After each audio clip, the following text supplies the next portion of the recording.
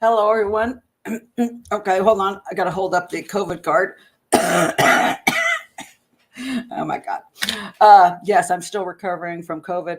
I'm feeling pretty good. I just have this lingering cough, which will probably be showing up during the show quite a bit. But I have my water here.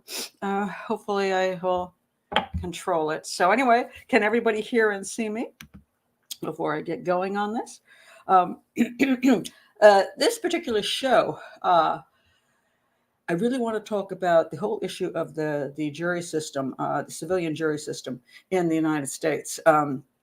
And the reason I'm doing that is because discussing this case and the elements of it have been fairly done to death. But I did put 3 links below. So you're going to find the first link is a show I did, Dr. Drew's show.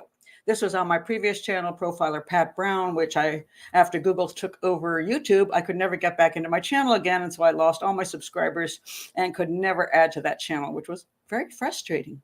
But such is life. So I started a new channel. But on that channel, I have a number of different appearances I did on the Casey Anthony case.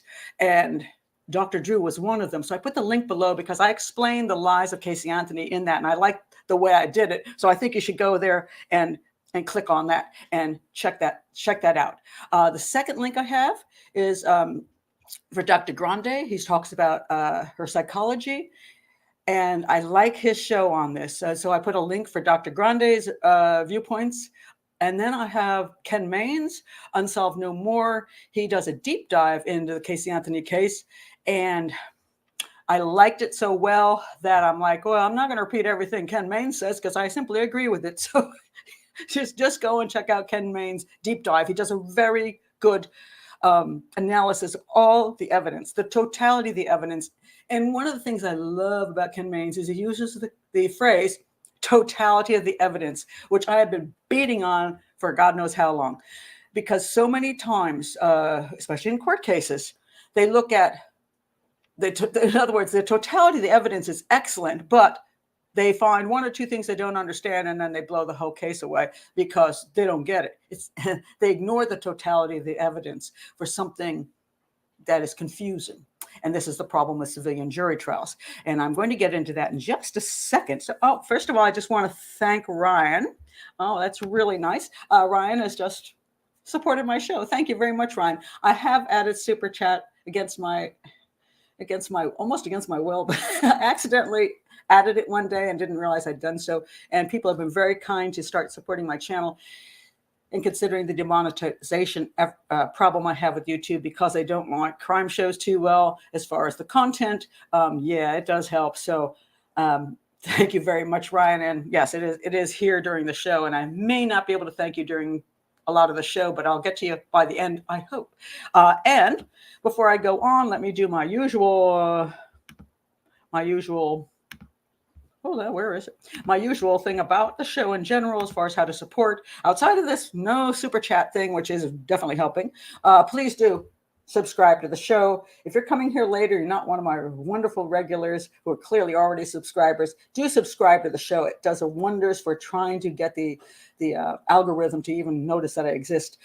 Please share, because if you share in true crime groups, that's going to do wonders for the channel.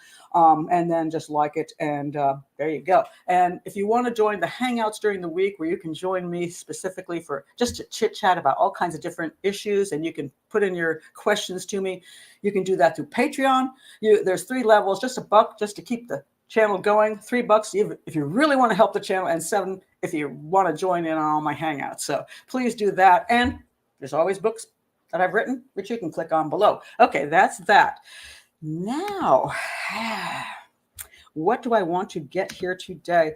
And the thing I'm going to really focus on today is the jury issue, because that's where the problem really was with this particular case.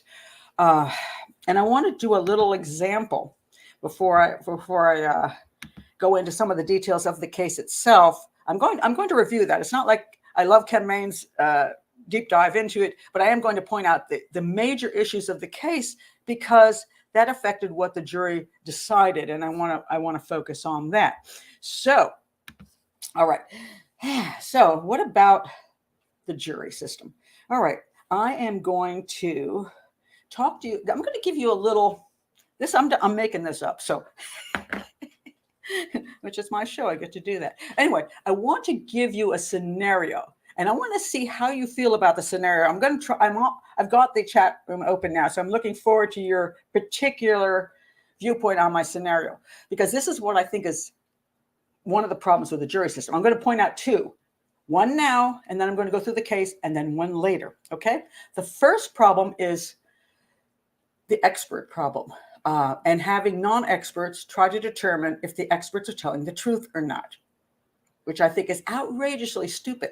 All right, so let's imagine instead of a jury, we have a classroom, okay? Now, you have just joined this college, and you want to go into the forensics program, right? And you've been selected to, you've worked very hard, you've been admitted into the college, and you're into the forensics program. Your first class is Forensics 101. Okay, so now here you are. You're one of the people in this classroom. And your teacher comes out, your professor, and says to you, all the students, okay, here's how we're going to do this class, because we want to know that you all are, you're capable. Okay, so although some of you are 18 years old, and some of you are maybe in your 60s, doesn't matter what age you are. It doesn't matter what part of life you come from, whether you have just ever been a student, or whether you're an auto mechanic, or whether you're an accountant, or whether you're a homemaker, or whatever you might have been up until this point in time. We don't care. You're just going to come in here, and we're going to start your 101 class on forensics. And here's what we're going to do. On day one, we're going to present to you a case. And I'm going to present two experts to you. This is going to be a case about, is it suicide or homicide? A young woman has been found shot to death in her home. Was it suicide or was it homicide? All right, so although you have absolutely zero experience, and I've given you no actual education, I'm going to present these two, Dr. Homicide and Dr. Suicide. They're going to come up here, and they are going to present their cases to you. And when we finish with their presentation, you are to fill out whether you believe that the person committed homicide or suicide. This young lady, was it a homicide against the young lady, or did she commit suicide? And you will turn that into me. And if you get the wrong answer, we will be expelling you from the university because you're wrong. Okay? So you're going to have a punishment for being wrong. Unlike the court system, where you can be wrong and you can sentence a person to life or even death, or you can just let a killer off into the community and have no justice.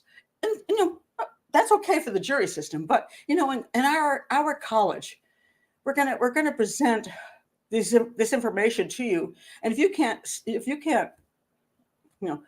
figure it out, well, just too bad for you. Okay, you get to pay the penalty. All right, so now we'll start the case. So Dr. Suicide will start, and Dr. Suicide says, hey, the girl was found dead in her room, and everything looks like the door was locked from the inside. She left a suicide note. There was gunshot residue on her hand. The gun was in the correct place. There was proper stippling. She called a lot of friends and said she was tired of living in this world. So clearly it's a suicide. And then Dr. Homicide will come forward. Dr. Homicide says, oh, just a minute now. That's not necessarily so. There's some problems with this. First of all, we've got some handwriting experts that say that actually isn't her handwriting, that somebody clearly copied her handwriting from someplace else. The stippling, it was not quite correct for a person who committed suicide. And that gunshot residue on her hand could have come from the gunman could have been in the room and, put the gun in her hand after the fact, putting gunshot residue on her hand. And the locked door from the inside wasn't actually hard to accomplish. And all that stuff she said prior to her death, that doesn't mean she killed herself. You got to remember, it doesn't mean she killed herself. Just because she told some friend she was tired of living in this world doesn't mean that she went right home and killed herself. Young women say that all the time when they break up with their boyfriends and stuff. They don't actually mean it. So you can't just assume that means she killed herself. You got to look at the actual evidence, and the evidence does not prove absolutely that she killed herself. Okay, folks. Now, students, write down homicide or suicide. And if you're wrong, in my opinion, we're throwing you out of the college. Now, let me ask you something. I'm going to read your comments on this. Do you think there would be an uproar in the college? How outrageous this is? They're like, people would say, well, wait a minute. These students were there on day one. They had no training, no education. And you brought in two super, like hot shots, a hot shot, forensic pathologists. And they said the exact opposite. How do you even think that a brand new student could understand which one was telling the truth? Isn't that crazy? That's absolutely insane. It's not fair to throw them out of the college just because they didn't get it right when they weren't even allowed to access Google. They weren't allowed to go talk to other experts. They weren't allowed to study the situation. They were simply told, this is all you're going to hear, this expert and this expert. And if you get it wrong, you're doomed. How does that sound to you? Does that sound rational? Or does that sound absolutely insane? Oh, So Molly says, throw the professor out. Really? But why? That's the jury system in the United States. But see, we would, if it was in a college situation, it would be all over the news. Absolutely, yes, and that is correct. It's insane. And it would be all over the media. How dare a college do this to the students? They were beginners. They're supposed to be learning. Well, what do you think this jury is behind me? The Casey Anthony jury. Who do you think they were? Do you think they were experts in criminal profiling? Absolutely not, because, hey, I have shown up for jury duty, and guess what? When they were trying to decide who to have there, the defense attorney took one look at my resume and said, thanked and excused. Get the hell out of here. I'm not putting a criminal profiler on the jury. She actually knows something. It's insane. So these people who became jurors, not their fault. So to understand, when I'm against the jury system, I'm not against the jurors. I'm against the jury system, because it's not fair that you took 12 people off a bus stop, 12 people with zero background, and the defense attorney is going to make sure they have zero background. They're not going to be ex-detectives. They're not going to be profilers. They're not going to be criminal justice people. They're going to be absolutely no connection to the field. They may come in with emotional concerns, issues about the topic. They may come in with CSI stuff running through their brains from too many television shows they've watched. They may come in with a huge amount of media information, because now, in the United States, we allow our defense attorneys now the prosecutor can't do this, because that would not be okay. The defense attorneys go on to every single television show and try to manipulate the jury before the jury even gets sat down. And then they ask the jury, have you been watching any television? Oh, no, I never saw a thing. Oh, come on now. So either you're a lying dog or you're living under a rock. Either way, you're either a big fat liar, which makes you possibly a narcissist or a psychopath, or if you're living under that kind of a rock, you've got some other kind of disorder. So really, the entire setup is so outrageous. And then, okay, so now let's say you are just a really good citizen. You actually don't spend a whole lot of time watching crime shows. Let's assume you just, you're really into cooking shows, and, you just have a healthy lifestyle. You're not watching me. Wait a minute. Okay, take that back. For everybody that's here, it's okay. I think I just insulted all my subscribers. I'm exaggerating, folks. Come on now. But but if you have a lifestyle that when they ask you, have you watched TV? Have you watched the news? And your answer is no. Well, either you just think it, oh, come on, everybody watches the news. I gotta be, you can't not be off a jury just because I, like everybody else, watch the stupid news. And I do watch, Pat Brown and Nancy Grace. So, don't knock me off. And then there's some people who just don't, they're just, I have a sister like that, and she's absolutely wonderful. She's not into the news, and she's not into crime stuff. So COVID card. Hold on a second. So she's a person that if you put her on a jury, she actually wouldn't have seen everything. It's true. So, and then she's a pretty logical person. So she'd be a better jury person than many. But still, my sister, much as I adore her, if you're watching the show, sis, I think you're logical, smart, and everything else. But, still not a criminal profiler. So you're put in this situation where you're trying to decide whether which one of the absolutely professional forensic pathologists and so on and so forth are telling you the truth. And this is so frustrating because you would assume that any forensic pathologist that gets up there would be telling the truth. Absolutely. Now, this particular case had Werner Spitz, and I'm going to point out this book. This is The Medical Legal Investigation of Death by, guess who? Werner Spitz, who was the defense forensic pathologist who pretty much ruined this case, in my opinion. Now, look at this book. Look how thick it is. Look at all. Oops, I can't show that. I think I just demonetized myself. This is the Bible. And I have like 6 or 7 other books on forensic pathology and investigation of death. I have them all. This is the Bible. I swear by this book. I tell every student of criminal profiling, every detective, get this book. Because when you're trying to study different issues, whether it's asphyxiation or whether it's you're talking about stab wounds or whatever, you want to go to this book. Werner Spitz is the best. And I will continue recommending that book. But I'm a little upset about what he said at the trial. And I'm like, now I know you're getting $400 an hour to read the autopsy reports and medical reports. And I know you're getting $1,500 to write up the description, your analysis. And I know you're getting $400 an hour at $5,000 a day minimum plus travel to testify. I know you're making like a whole lot of money, but you've already made a whole lot of money in your life. You're a successful man. You wrote a great book. Do you really need to go there and say things that are, I can't even fathom how he said the things that he said. Honestly, I can't understand it. So now, that's an interesting comment.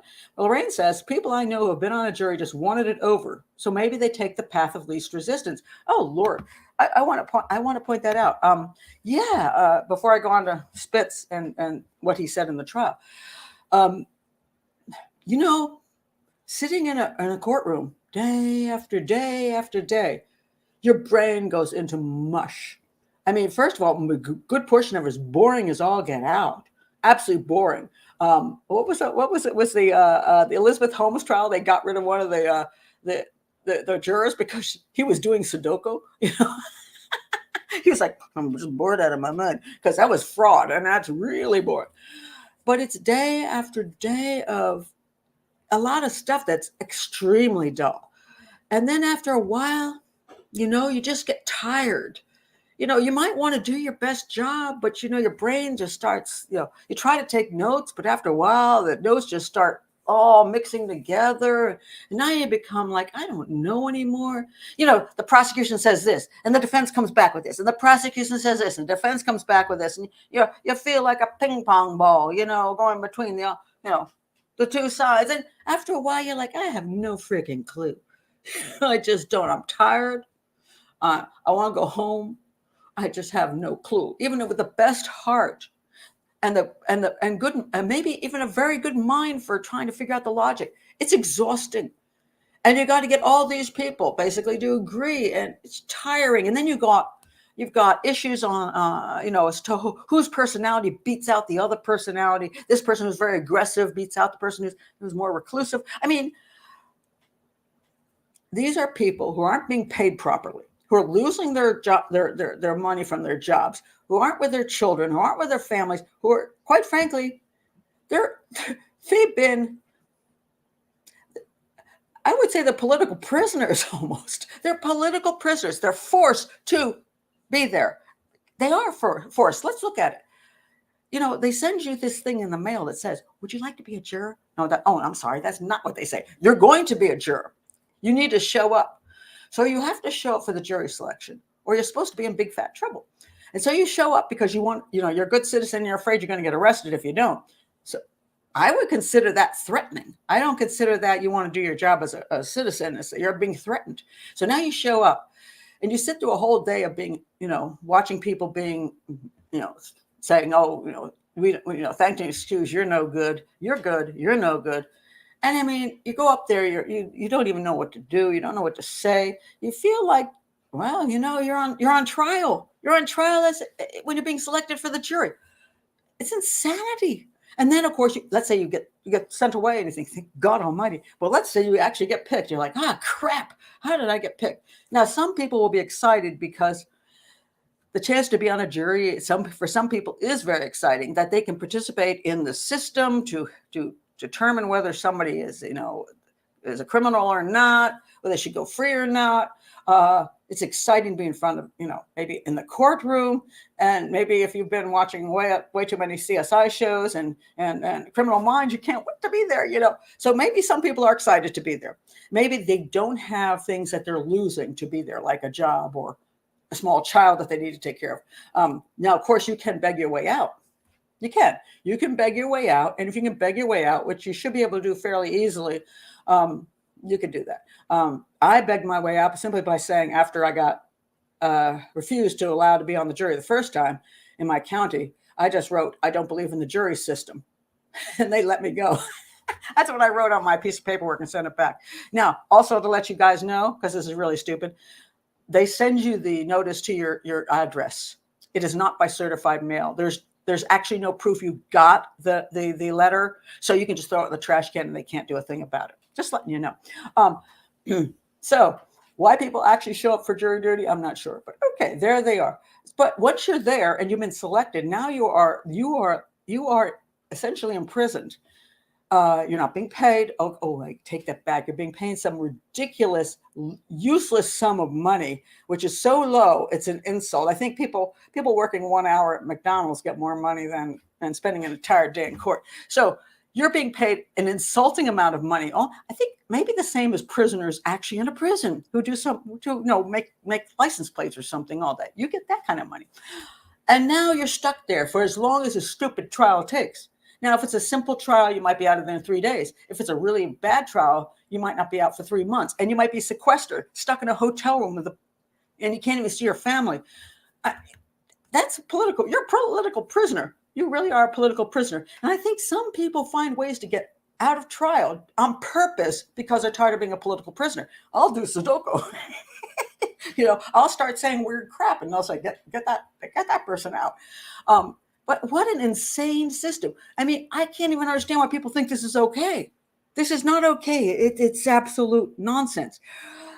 Okay, so I just wanted to bring out this college thing to show you how ridiculous it would be that you would expect completely uneducated. I don't mean they don't have education. I mean uneducated in the subject matter, would be given a crash course by two different people who totally disagree with each other. So you don't know which expert is right. And then if you're wrong, you get thrown out of the college. Well, that's the same thing that happens in this court of law.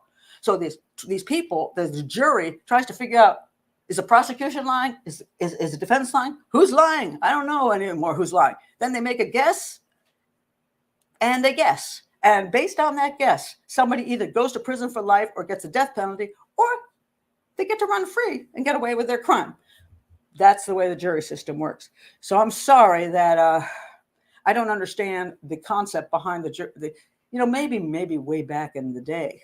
But, and people in the U.S. will stand by this. They will say, we've got the best system in the United States because we don't let those, basically people in power, make those decisions.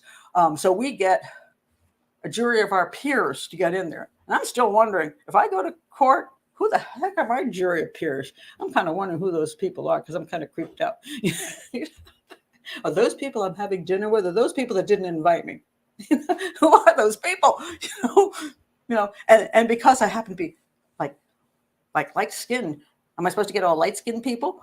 Or can I get darker skinned people? Because actually, my family is not all that light skinned. So, I'm like, who are my peers? And who are they seeing me as? I mean, it's like a whole thing. It's like craziness. And I just don't understand why we keep supporting this absolutely insane system. So that I am for a professional jury, which would mean that you have people like me who have been trained in forensics, trained in psychology, trained in the law, trained in police investigations to be on this. And we would be picked, not necessarily, anybody who's on that list could be picked. And we wouldn't have we don't have a reason to say yay or nay on this person because we're not emotionally invested.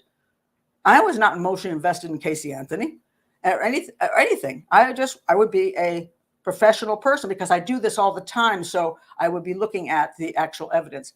So that's why I'm for that. Now, okay, I want to look at a couple of your comments and then I'm going to go on to the basics of this case and then some of the stuff I saw go completely crazy. Oh, thank you. I'm so glad you say that. A pro jury is a wonderful idea. Thank you. And in a lot of countries, they have judges as basically have a 3-judge system or something like that. I'm a little concerned about that only because judges don't necessarily understand all the forensic pathology stuff and all of the evidence issues. And they are judges and they're lawyers and they got there because they're lawyers. I'm a little concerned about that. So I prefer a professional jury system, which would have essentially something similar, maybe 5 professional jurors. And one of the things that would stop is the dog and pony show, because professional jurors aren't going to fall for the crap that is played by either the prosecution or the defense. So the dog and pony show are like, yeah, stop that nonsense. We're not falling for that crap because we know better. So a lot of the dog and pony stuff would go away, and we get a shorter trial. We get a more sensible trial. We get a more rational trial and a more rational decision. Let's see what this says. Carolina says, the problem with professional jurors is that they will think they know better than expert witnesses. Huh? I don't think so. I don't understand the concept of that at all. Carolina, hold on a second. Okay. One more. Not at all. Okay. That's a really good point though, Carolina. And I want to address this by, let me see here. I had this one pulled up. Hold on, let me find it. Hold on a second. Okay. Back in the OJ case, there were 2 experts. Sorry. So I'm really a lot better.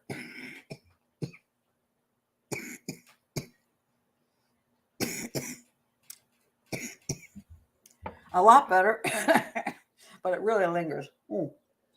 Okay. So this is great. I have this I try to do this video I really think is really important. I want it for posterity, and I'm hacking away during the whole thing. And somebody will say, well, that's because you're a hack, Pat Brown. Anyway, the OJ case. There were 2 forensic pathologists. Now, in this particular case, let's see, it was Baden. A renowned pathologist on Monday attacked the theory that O.J. Simpson slaughtered 2 people in less than 2 minutes. All right. Defense expert Michael Baden also rejected the theory advanced by a pathologist testifying for the other side, you see, that the victim's clawed fingernail gouges into Simpson's left hand as they struggle to break free. All right. So Baden says I've never seen a fingernail mark produce that long and deep a wound on somebody. Okay? So now the jurors, it says here, jurors are scribbling notes attentively as Bodden said the deepest cut on Simpson's hand could have been caused by a jagged knife, but most likely it was inflicted by a piece of glass. The analysis is consistent with Simpson's testimony that he cut himself while scooping up broken glass in his Chicago hotel room the morning after the slayings. Now, mind you, the defense has now decided where he got that cut from. So the defense is saying, okay, hey, OJ, say that you broke a glass and that's how you got the cut. And now they've got Michael Bodden testifying that that could be true because he was paid $400 an hour. Okay, I'm not saying that Michael Bodden is just, fronting for the defense, but this is what I see a lot of. You get whoever you're hired from, you often tailor your determinations to who's paying the bill, and I think this is horrific and should never happen. Okay, now in this particular instance, fascinating, but that Baden's testimony set up a credibility contest between him and the plaintiff's expert pathologist. Guess who was the Dr. Warner Spitz, who set forth a completely different scenario for the killings. Bodden was careful to say that he respects Spitz and considers him both a close friend and an expert pathologist. But I think we disagree on some matters, said Bodden. Bodden and Spitz disagree on almost everything connected with the slayings of Nicole Simpson and Goldman. Spitz's scenario of a speedy killing with very little blood splashing onto the assailant fits the plaintiff's theory that Simpson committed the slayings at about 10:35 to 10:40 and had plenty of time to dash home, hide the knife, clean up before his limo driver spotted him outside the front door 10:55. Bodden's reconstruction, however, would make it nearly impossible for Simpson to be the killer. The veteran medical examiner told jurors he thought Goldman's killing took at least 10 minutes. Not 5, but 10, including up to 5 minutes of active struggle. During that frantic fight, Goldman punched his assailant hard enough to bruise his own hand, yet Simpson had no marks on his body other than the cuts and abrasions on his hand. Okay, who's telling the truth? Bodden or Spitz? Now, they're both Dr. Bodden and Dr. Spitz. They are both tops in their field, yet they are diametrically opposed in the OJ case. Now, how is that possible? If the same evidence was presented to these top people, theoretically, they should see it the same way. But they are diametrically opposed, not even a little bit opposed, diametrically opposed. So, why is that? Is it because they truly believe that, or is it because they've been swayed by who's paying the bills? Now, I happen to agree with Spitz on that particular case. I'm like, okay, Spitz is my guy. Now, let me tell you another case. Spitz also was part of the, let me get it straight here. Oh, crap. I'm going to, where'd it go this time? He was, shoot. Hold on one second. I'm trying to find it because I had it here and now I've lost it. Okay, somebody help me. Oh, thank you, Chris. While I'm thanking you, Chris, terribly much thanking you. Oh, Chris, thank you very much. That was awesome. And the Anthony case was a perfect storm of ugly personalities. Baez, Ashton, and Perry. You know, I've forgotten who Ashton and Perry are, but I'm going to go with Baez on that. Thank you so much, Chris. You're awesome. Wait a minute. Okay, somebody, because I just what the heck happened to it? Oh, I so hate it when that happens. Oh, great. And now, hold on a second. Let's see if I can find it. Spitz also was the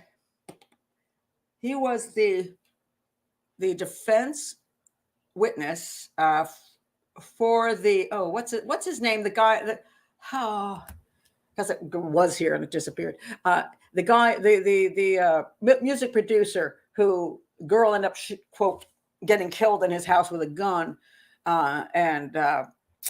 what's his name? God, he got convicted. I believe he got convicted, and it's so annoying to lose that one.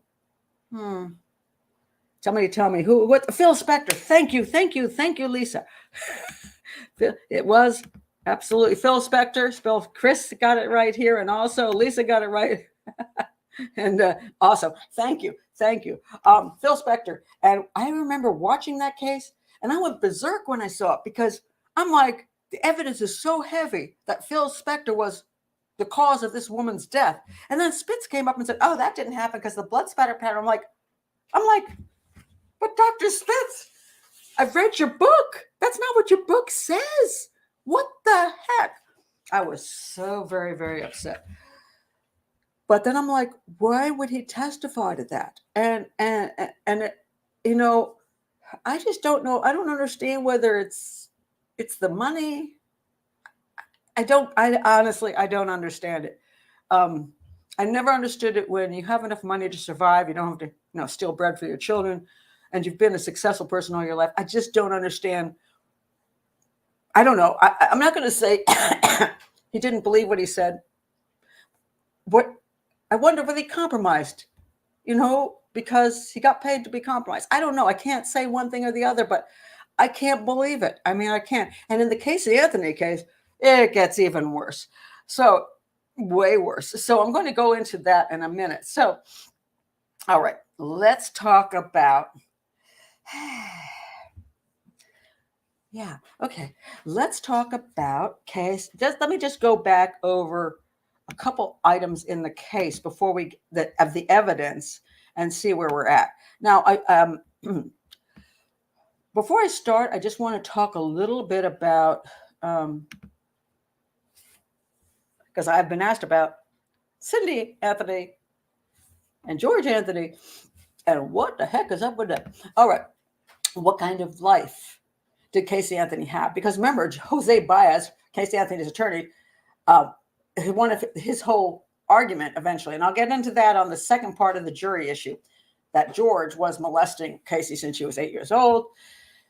And he was also involved in helping covering up the crime and all kinds of crazy stuff like that. Anyway, one thing Ken Main said during his discussion, I take one thing I think I disagree with, and that was that Casey Anthony.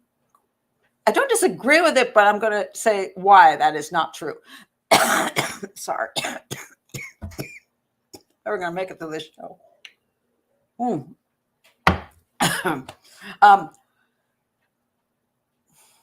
Casey Anthony was a good mother. This was pushed a lot. And even Ken Main said, there was no evidence that she was a bad mother. Okay. This could be true. And let me explain how this is true, because this is extremely, extremely important, because it has to do with psychopathy. Who else was a great parent? Can somebody else tell me who a great parent was up until the very day they murdered their entire family? Okay, I'm going to look at your comments. Do you need some brandy? I'm beginning to wonder. I try not to be drunk during my shows, but yeah, I don't know. It's worse today. For some reason, it's just very tickly today. But I don't have a fever. I feel great. I just can't stop coughing. Okay, somebody tell me another parent who was great up until the day they murdered their family. Oh, there we go. Happened. Yes, a humanimal. Chris Watts. Chris Watts. What a great guy he was, and good looking, which is really unfortunate. Anyway, hold on. I gotta find my Kleenex. All right. Oh my God! Now my nose is red. Great way to do a show. Okay, Chris Watts. Thank you, Humanimal. That is it. One of the greatest examples. Chris Watts. As far as we know, he treated his wife fairly decently. His two girls, he was raising them, and there was not a great deal of complaints about him as a father. And then one day, he murdered them all. Another one I want to point out, his name is Chris Coleman. He's one of my favorites. I've talked about him a little bit. Chris Coleman was the bodyguard for Joyce Meyer. She was a Christian evangelist. He was one of the bodyguards. for her. And everybody who knew Chris Coleman said this dude was great. I mean, he had 2 sons, and he went to all the baseball games. I think he was a coach and everything. Everybody had the best things to say about him. And one day, his whole family ended up murdered because he wanted to go run off with a stripper. But up until then, he was a great parent. So how is it possible you can be a good parent and then kill your whole family? How about, and somebody else pointed out, Triple Crown. And Triple Crown said, Susan Smith. You got it, Susan Smith. Was she a bad parent until the moment she decided to kill off her family, kids? Probably not. So how does this happen? So let me again explain how a psychopath works. I'm not calling Casey Anthony a psychopath, but this is how a psychopath works. You're either useful or you're in the way. Now, sometimes when you're pregnant, you get the excitement of everybody cheering you on. Oh my God, you're pregnant. Let me feel the baby. Oh, it's so cool, And then they give you presents and all that stuff. Then you have the baby. After you have the baby, and this is why we see a lot of Munchausen syndrome by proxy people who kill their babies, the women who kill their babies one after another. Once they have that baby, sometimes the care of the baby is really annoying because, you got all the attention when you're pregnant and maybe right after when the baby's born, but then people have the audacity to pay more attention to the baby than you, and it's really upsetting. And then you have to take care of the stupid kid, and the kid cries and it wants food, and then you're supposed to play with the stupid thing. So what you do is you pretend, and you pretend to other people that you like the baby and that the baby's cool. And then one day you're like, I'm done with this baby because this baby's getting in my way. It's a lot of work. And then you smother it. And then everybody goes, oh my God, your baby died of crib death. Oh, how sad. And then you get all kinds of hugs and kisses and you get a great funeral. And then if you get pregnant again, you get the great point where everybody's cheering you on again. Now, Casey Anthony got pregnant by an unknown human being. She lied about who got her pregnant, and that was caught because when she got the pregnancy test, it was like, who's your baby? And it wasn't him. Who's your baby daddy? It wasn't him. So she's a lying dog. And then she had Kaylee. Now, Kaylee, cute little girl. Casey was fortunate that she lived with these 2 people, her parents. Now, Casey did sometimes take care of Kaylee, apparently, when everybody was at work. But then she had her parents as backups to watch the baby when she wanted to go out and do what she wanted to do. But, as Kaylee grew up, kids become more demanding, and they start challenging you, and they get in your way, and then let's take a look at this dysfunctional family, because I have to look at this dysfunctional family. We have George Anthony. I honestly believe George Anthony has a heart. George Anthony is totally broken up about what happened to Kaylee. Every time he tried to do an interview on Dr. Phil, Dr. Oz, which he shouldn't have bothered with those 2 guys. But anyway, he did. He just falls apart. And I find him totally believable.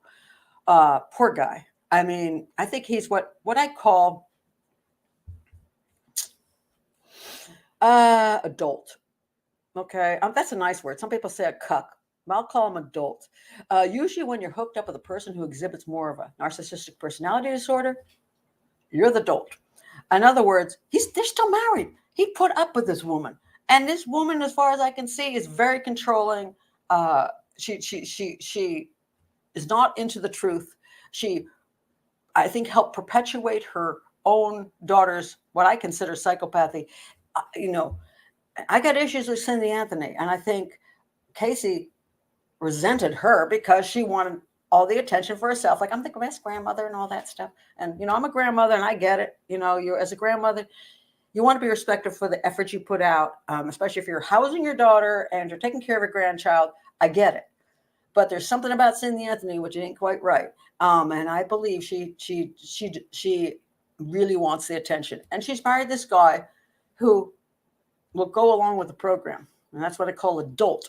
And he'll believe a lot of stuff because he just he just wants to believe it because he wants to be part of the family, because he wants to be a husband, because I think he's actually got a good heart. I think he's just hooked up with all the wrong people. And he does, he can't deal with what's in front of him. He can't deal with the fact that his wife is his wife. And he can't deal with the fact that his daughter has turned into a horrible human being. He still believes that Casey, in spite of the fact she's willing to throw him under the bus and say that, allow Jose Baez to say that he molested her since age 8, and that Kaylee drowned in the pool, and he helped get rid of Kaylee by wrapping her up in a whole bunch of bags and chucking her into the woods. In spite of that, the pain he feels from that, and the fact that he sometimes doesn't even want to talk to Casey because I think he knows in his heart she's exhibiting psychopathic behaviors and she could care less about her daddy. But I think the other part of his heart says, I just don't want to believe it. That's my daughter. And so what he tries to do is say, there must be some extenuating circumstances that something happened to Kaylee. It wasn't a straight up first degree homicide. Wasn't premeditated homicide. Somehow Kaylee, I don't know, came to she got over Xanax and she died of an overdose of drugs, or maybe Casey's boyfriend helped everything along and then Casey was completely messed up in the head. And so she tried to cover up. He tries his best to not believe his daughter is a murdering psychopath like Chris Watts. Mommy, on the other hand, claims that Casey had nothing to do with anything. So, in spite of her original reaction was when they found the car after 31 days that Kelly had been missing, her reaction to the car was, there's a dead body in it. And she called the police. So she did love, in her own way, Kaylee. And she was appalled that something happened to Kaylee, and she thought something terrible had happened to Kaylee. But once things went on, she was unwilling to throw her, I wouldn't even say throw her daughter on the bus, just be honest and say, unfortunately, my daughter seems like a psychopath to me. And she killed my granddaughter, so I can't support her. But instead, she wants to believe that she was a good mother. I think that's what it comes down to, is that when you raise a girl to be a psychopath, you kind of wonder about your own mothering skills.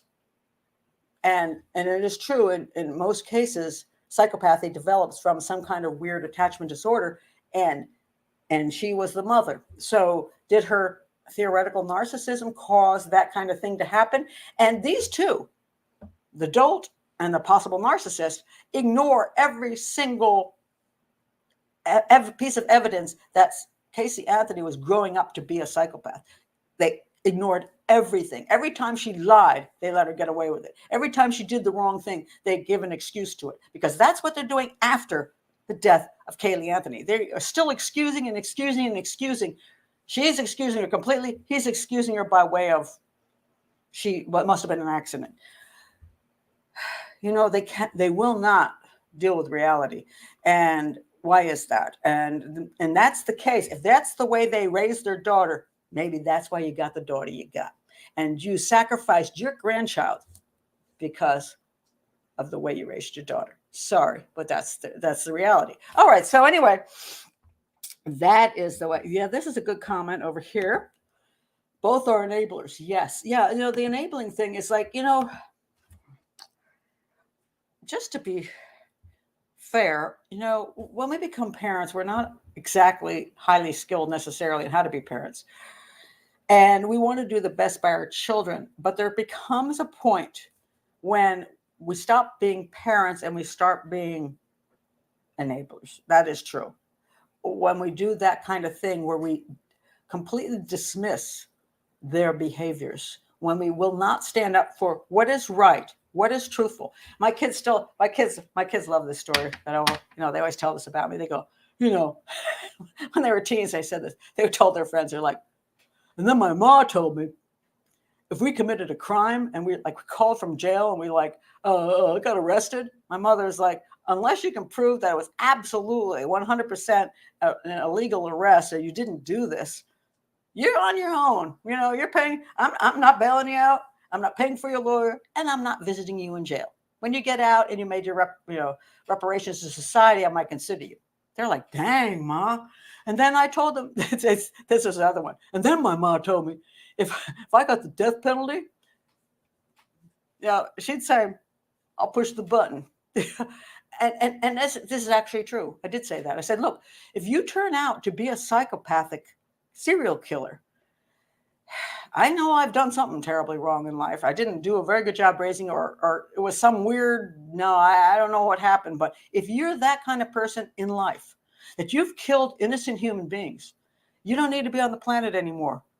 I'm not going to come to prison and visit you and feel sorry for you and bring you a cake and I'm not doing that. I will tell the parents of every person that you killed that I apologize tremendously for any part I played in a failure to raise you properly. And I am totally in support of the death penalty and that you need to pay your dues. And in your afterlife, well, then whatever happens, happens. And I'll let God take care of that. Some of my kids are like, thanks, Mom.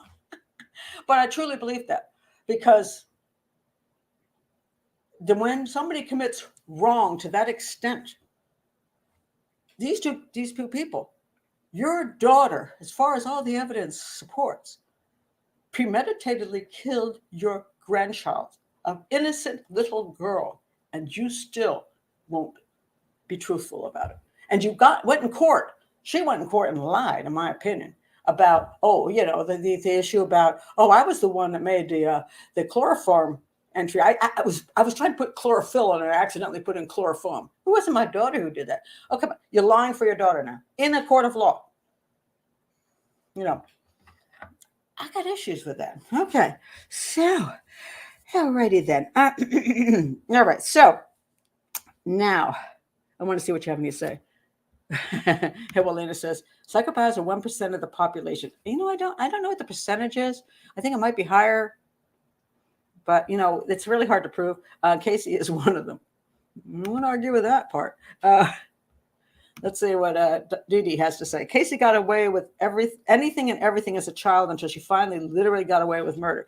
I agree with that. I think that it's the fact that you could do all the things that you've done and lie all the times that you've lied and get away with all those lies tells me something about what's going on in the home. Now, mind you, psychopaths are very manipulative, and I will give the parents a little bit of leeway there. Even at a very young age, psychopaths can be very manipulative, and a lot of times parents do not understand what their children are doing to them. But I do think there comes a point where you say, oh, come on now. At some point you got to realize that your child is not right. Now, she does admit that her child is not right. She's now saying that, Casey had seizures, and I think she's got a mental problem. Yeah, she's a psychopath. Hey, mommy, she's a psychopath. Killed your granddaughter. That's what you do. Not okay. Okay, now I want to stop just for a second and look at just go back to the basic evidence of the case, and just to run through it, just so that those who do not know what the basic evidence of the case was can hear what the basic evidence is. All right. So here's a jury sitting there, and they're hearing this stuff. What happened to Caylee Anthony? All right. Now, when we look at reasonable doubt, and this is the next issue of the case, reasonable doubt. Reasonable doubt is supposed to be something where the evidence just doesn't quite prove that the crime actually was committed that way, and that the person who is a defendant, it's not really proven that the defendant committed that particular crime. All right, so let's look at this, the basic evidence. All right, so Caylee has been living in her grandparents' house, and Casey has been living there too. And one day, Casey takes Caylee and goes off, and has disappeared basically for 31 days. Now, right there, you got to wonder. The parents said they kind of believe everything Casey had to say, that she was like staying with friends and her boyfriend, and she's working, blah, blah, blah. And so Caylee now, who has been in their care at a regular basis is suddenly vanished into someplace else with a single mother, with a boyfriend who's questionable. And where is she living? And why is she, and she's also away from her loving carers, which would be the grandparents. That's not healthy for a child. I understand that sometimes a parent will have to move with their child. Let's say, let's say a grandparent has been very involved with their grandchildren, and then suddenly the parents get a job offer in another location, and grandma and grandpa make it screwed out of the deal. And it's very painful. And sometimes the grandchild will be at a loss for, having now to miss the grandparents. The grandparents will be at a loss for having missed a child. But, it is the child of the parents. And if there's an opportunity for them, which will allow them to have a good life, you can't say you got to stay here forever. That may be difficult. So you might have to all work that out. And when the child moves to the parents, how can the grandparents keep a relationship going, and so on and so forth. But in this particular case, Casey was living in the home with Kaylee, and then one day just vanishes for 31 days. And the parents are like, what the heck is going on with this? Okay. And there's all kinds of issues about her car and all that. So finally, the car is, found abandoned and is repossessed. I forgot how the hell this thing, how the car got back to the Anthonys. Well, when they opened up the trunk of the car, Cynthia Anthony immediately said, "Oh my God, it smells like dead bodies in there." And George Anthony, who was an ex-detective, a retired detective, he knew what a dead body smells like. And let me tell you, you absolutely know what decomp smells like if you are a detective and who works in homicide. So two people, a professional and a non-professional, both agreed, "Oh my God, it smells like a dead body." All right. So they called the police. And Cindy says that right on the police. She says, my granddaughter's been missing for 31 days and smells like a dead body. Right at that moment, both of them knew something had happened to their grandchild. There was no question in their minds. I don't believe any question. They believed that their granddaughter had been in that trunk, because otherwise, why would they even say there was a dead body in there? All right. So then Casey comes along and says, "Oh, yeah, well, she did go missing 31 days ago, but, Zanny the nanny took her." Okay. And then she makes a complete fake story about Zanny the nanny, and the police run it down with her. And then she lies all the way to the location where, she supposedly works, and says, "Oh yeah, I don't work here." And then Zanny the nanny, of course, doesn't even exist. So we know right up front, Casey Anthony is a big, fat, pathological liar. All right. And she's been lying for 31 days, an entire month. All right. And so she's arrested, charged with child neglect, as she should be. Now, her claim over time is that Zanny the nanny, the unknown, non-existing human being, ran off with her child, and she spent 31 days trying to find her. And her method of trying to find her was partying. Because when you party, your daughter might just be there, in the club. Yeah. So you're so worried about your daughter, you'd rather party. Okay. So that was the original bullcrap story, that I'm looking for my daughter, but I'm just doing nothing but partying. All right. Showing no remorse, showing no fear, showing no sadness, showing no concern. I mean, anybody whose actual child has been kidnapped by somebody. Now, think about this. Casey Anthony's father was a detective, a retired detective, a detective. First thing you do is call grandpa and say, "Grandpa, Dad, I left Kaylee with Zanny the nanny yesterday. I went back to pick her up, and she said she wouldn't give her back to me. And I don't know where she is. Daddy, help me." Wouldn't you think? Of course she didn't, because she knew darn well her father would not be able to find Zanny the nanny or Kaylee, because Kaylee was dead. And so she didn't go to her father. So right away, we see consciousness of guilt, that she has no interest in getting the best person to find her daughter if she doesn't want to go to the police. Of course, why not go to the police? If your babysitter kidnaps your kid, the first place you go is the police, because my God, why would you allow your babysitter to kidnap your kid? I don't even care what you're doing. What could you possibly be charged with if your babysitter kidnapped your kid? Okay, I was out partying and I left my kid with the Zanny the nanny so I could have a good evening out, which is perfectly legitimate. You can hire a babysitter so you can go drinking. That's not illegal. I came back and she said she wasn't going to give my kid back. 911. But no, she didn't do one damn thing for 31 days. So this is such outrageous evidence that her behavior showed that she did not, there was nobody else who took her child. There was no concern of her that somebody else took her child, that she knew exactly what happened to her child, which was why she was not seeking any kind of help in finding her child. She did not want to find her child. And now, so absolutely all of her behavior goes right there. Now, the next thing is, what about the physical behavior? I mean, the physical evidence. What about that? Okay, first of all, you got two people, her own parents, one a detective, who said the trunk smelled like death. It smelled like a human death, not garbage, it smelled like a dead body. All right, so now they analyze that. They find interesting information in the trunk of decomposition. They have the dogs come in, the dogs run around the car, and then they sit right in front of the trunk and go right in there, dead body. And there is actually a hair with a band on it that shows that of decomp. In other words, the hair came from a dead person, and it matches. Guess what? One of the people in the female line of the family. Well, I don't think Cindy Anthony was dead and sitting in the trunk. So I'm going to go with Casey Anthony wasn't dead and sitting in the trunk. So the only one left is Kaylee Anthony, dead and in the trunk. So we got the hair, we got the dogs, then they did a spot on the thing, which they came up with information on that. And then they had the chloroform issue, which was in the trunk. So everything pointed to a dead body in the trunk. And then many months later, after 1,000 lies, they find Kaylee Anthony's body decomposed, and then she was found in a blanket that matched the decor in the Anthony household and Kaylee's room, and matched the decor.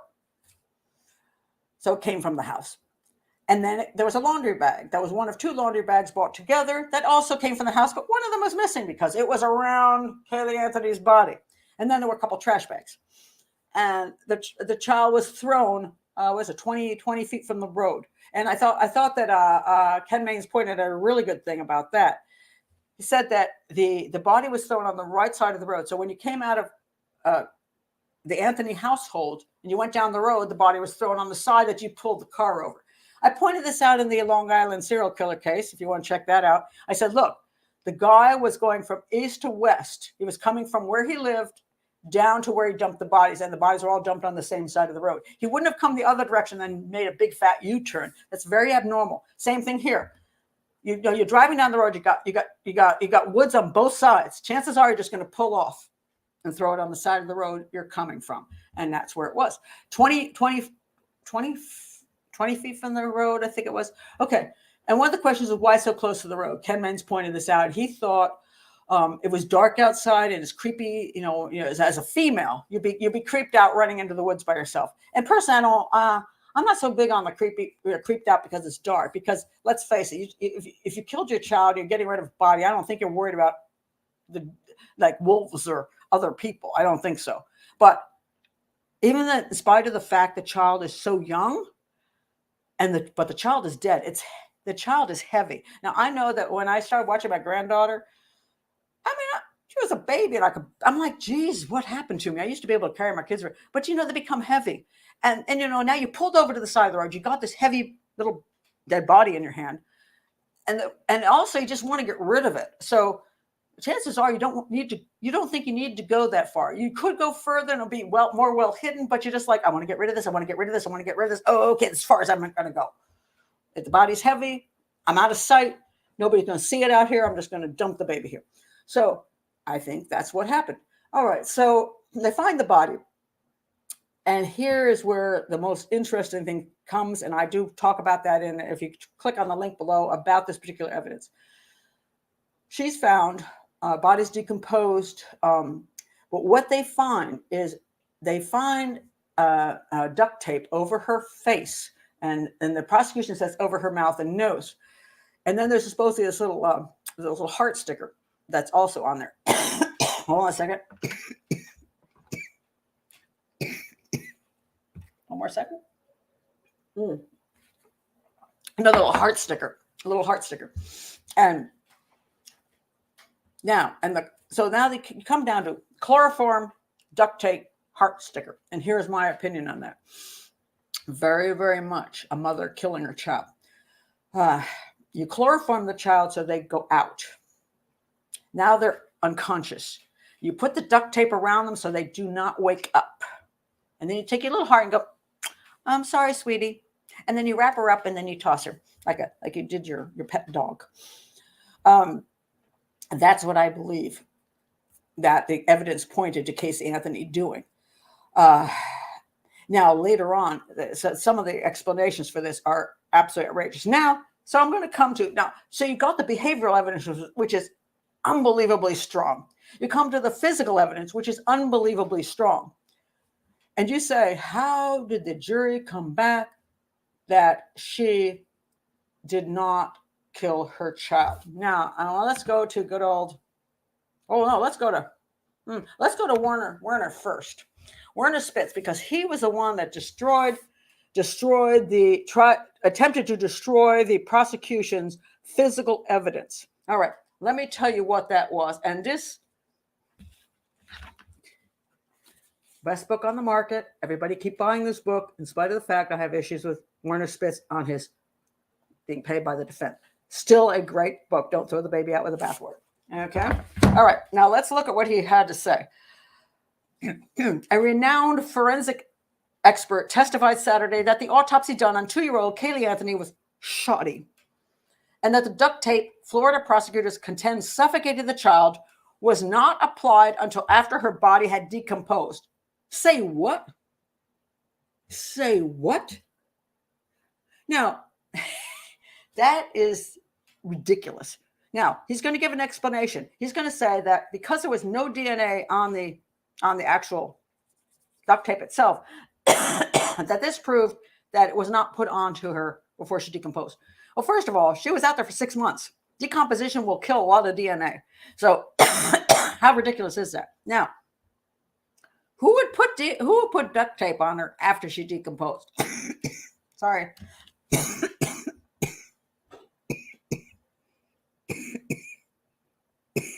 God, it gets worse when you try to talk to me. Okay. All right. Who would allow a body to decompose and then have any reason to put duct tape on? Now, Cynthia Anthony, she comes up with this story. Oh, when our pets died, we put them in a bag and then we put the duct tape around the top of the bag before we buried them. So clearly what she's trying to say is that somehow the duct tape wasn't really around Kaylee Anthony's face. It was actually on the bag and just sometime later got stuck to her face. This is ridiculous. It's funny. One of the things he calls the prosecution's description of things, he calls it fantasy forensics. Now, first of all, I object to that. That terminology is not proper for a professional to say. I think it's wrong. It's just simply absolutely ethically wrong. So what we have, actually, he decided to go with fantasy forensics. So he made up stuff because he was working for the defense. And the whole thing is just absolutely outrageous. So anyway, let's go further with what he said. Dr. Werner Spitz offered his opinion on the third day of the defense case. Okay, so it goes on and let's say, the head is part of the body. And when you do an examination, you examine the whole body. That to me is a signal of a shoddy autopsy. He thinks that the prosecution failed to do something in the head, which really was. And so it goes on. Spitz said, there were specks of decomposition sediment inside the left side of Kaylee's skull, which Spitz said indicated the girl's death was not necessarily a homicide.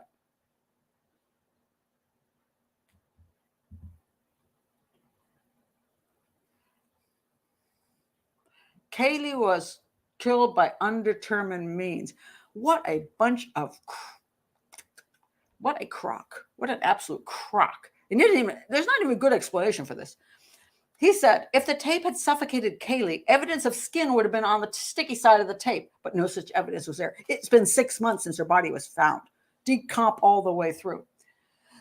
I had problems with the manner of death finding, Spitz said. When a body decomposes, the tape comes loose on the skeletal structure. In this case, the only thing that held the tape was hair and roots. Get this one. My strong opinion is duct tape was placed there to hold the decomposed lower jaw in place. What? So she died accidentally because, of course, Jose Baez says she drowned in a swimming pool. After she was decomposing, like George decided to keep her jaw together by putting some tape around it. What do you care? At that point, when your body's the body's decomposing, you chuck it in a bag and you dump it. You don't try to hold things together with duct tape. The stupidest thing I've ever heard. Dr. Spitz, I'm sorry. They must have bought you. That is absolutely outrageous. All right. Okay. All right. So then it goes on. Later, Spitz suggested that the position of hair found with a child's skull might have been staged when it was photographed in the medical examiner's office. Now he's accusing the medical examiner's office of staging the autopsy photos. They took a hair and actually stuck it in a place that it wasn't at. That is a hell of an accusation. You have no basis for and no professional right to do so. It wouldn't be the first time, sir, he said. It's my opinion that somebody did it. He has zero proof of that. Absolutely zero proof. He should have been sued over that crap. Unbelievable. Just unbelievable. So let's see what else. Oh my goodness gracious. Okay, I won't go with anything else. Okay, so now that's how he objected to the evidence of the prosecution by saying what I think is absolutely abominable and is unprofessional as hell. I'm sorry, Spitz. I love your book. I'll still promote your book, but I will not promote you because I don't understand where you're coming from. And I think you have been bought. I'm sorry. I think the money bought you and you were willing to say anything for the defense and you helped let a killer go free. All right. So let me go to this. Jose Baez. All right. Now, let me stop just for a second. I'm going to go into the second issue of the jury issue and why people said what they said. All right. Let me see. When Baez threw George under the bus, I just knew it, Pat. Defense was desperate. Oh, but desperate though they may have been, they did what they had. Jose Baez, I'll get into that in a minute. Why he did what he did. Okay, I'm going to go right up to the first comment I got today, which was Lexi said, it was not due to a brilliant defense by Jose Baez. Let's not get over that right now. Jose Baez is not a brilliant lawyer. Okay, I'm half in agreement with Lexi on that. It's not that Jose Baez is a brilliant lawyer. It's just that he's a snake. It's a snake. The guy is as unethical and as creepy as a defense lawyer can get. He will lower the bar as far as he can without getting, thrown out of the bar. He doesn't care. He doesn't care about the truth. He's just a sleazebag. And this is one thing civilian jury trials allow, is sleazebags like this to say anything they want in court and get away with it. Because it doesn't matter. If they can snow the defense, if they can come up with if they can snow the jury, if they can come up with anything they want and they're not stopped, they win. And it doesn't matter that they're really brilliant or anything. It's just a matter that their behavior is so criminal in itself. They should call him a criminal defense attorney. He ain't criminal. He's criminal. And the defense, the jury will fall for it. And this is what I'm going to get into in a minute. I want to see what Anna. Oh, wait a minute. I want to see what Anna says. Professional juries could add another layer of bureaucrat in society. They could adopt the Napoleonic system with 3-judge triumvirate. you know, say I'm a little bit, I want the judges not to be just judges. I want them to be essentially criminal profilers. I want them to be able to analyze the evidence and not just the law. So kind of want it to go together. Maybe it would be good to have 3 and 2, like 2 judges, 3 profilers. I kind of like that. Well, I think somewhere along the way, we got to step up to the plate and say, maybe the U.S. has a really stupid system. Just finally just admit it, All right. All right. So I want to see what Anna has to say. Baez's opening was shocking. I figured he had won with that opening statement. He made up evidence he didn't have to prove. Oh, yes. Okay. So let's go to that. Thank you, Anna Lisette, for pointing this out. Okay. So what he basically did was he started out, his defense was she did not kill her child, that her father, George, molested her since the time she was 8 years old, and therefore screwed up her brain so badly that she could not react in an appropriate way. That's why she didn't show remorse. That's why she didn't show fear. That's why she didn't show concern for her missing child. Well, that's why she behaved the way she did. But now here's what happened, he says. That, and of course she allowed this, so that's why she's a psycho and a half. Okay, so he's basically said that George, her father, that Kaylee Anthony drowned accidentally in the backyard pool, which can happen because quite a few children have died accidentally in the backyard pool. Now, this is kind of a weird scenario because this is not an in-ground pool. In-ground pools are very dangerous because, they have the sliding door, which may be left open, and then the little 2-year-old wanders out and then just falls in the pool and drowns. And it can happen just like that. So maybe you're cooking in the kitchen and the 2-year-old gets out, and then you turn around and I'm like, well, where the hell is she? You look through the house, and by the time you realize the door is slightly open, and you go out there, the child is lying on the bottom of the pool. That makes sense. This was not an in-ground pool. This is when you have to climb up. You got to go up the ladder and then fall in. Okay. Could it have happened? Yes. Not as likely as an in-ground pool, but could it have happened when the child was not being watched carefully? Yes, it can happen. And God knows, I will tell you a story here just so that I can be fair to Casey Anthony, who I don't want to be fair to. They tell you never leave a bucket of water sitting around the house when you have a small child. Never do that. And, I never thought about that. But one day there was a half bucket of water left in my laundry room. And I would blame this on my ex-husband only because I'm a terrible housekeeper and he's the one that cleaned the bathroom. So I don't mean to blame him, but I'm just going to think, okay, he probably got a bucket of water and he went and cleaned things. And then he put the bucket of water in the laundry room. I'm not blaming him. I just think that's a kind of a normal thing to do. Well, one day I'm in the kitchen and I have this small child, my son, Dave, who at the time, I don't know how old he was, but he could walk. Okay. And I hear this sound coming from the laundry room. I'm like, what the heck is that? I go running into the laundry room and I see my son head down in the bucket of water with his feet up and he's pushing up with his hands. Luckily, it was a small amount of water in the bottom. I think it was probably, maybe this much. It really wasn't a full bucket of water or even a half. I think it was about that much. Luckily enough that he pushed, when he fell in, he pushed up and he was screaming. So I ran in and found him right away. If that water had been higher, if I had just been out of the room for 2 minutes longer, I might have come in there and found my son drowned in that bucket.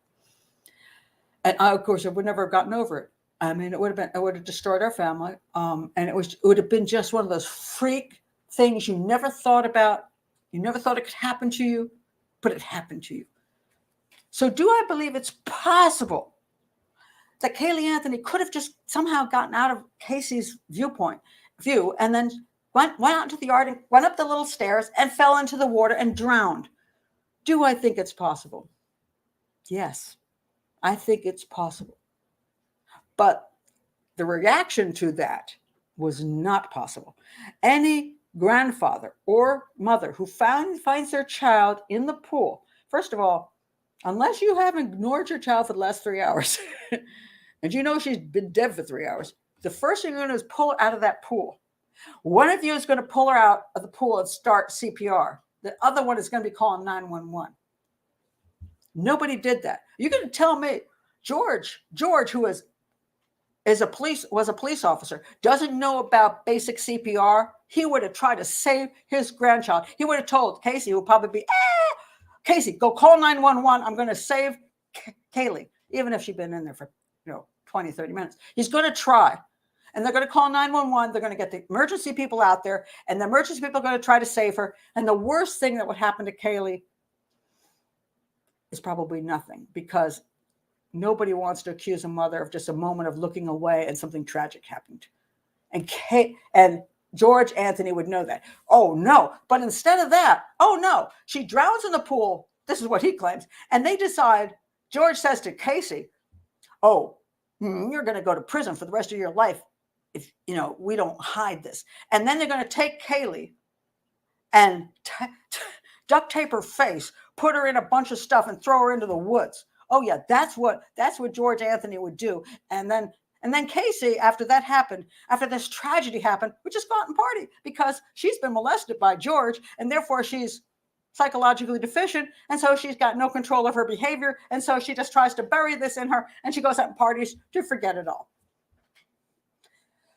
What a bunch of BS. And this is what he presented, and he never actually put anybody on the stand to prove it. And the fact that the court would allow him to say this kind of bullcrap without any kind of support or evidence is appalling.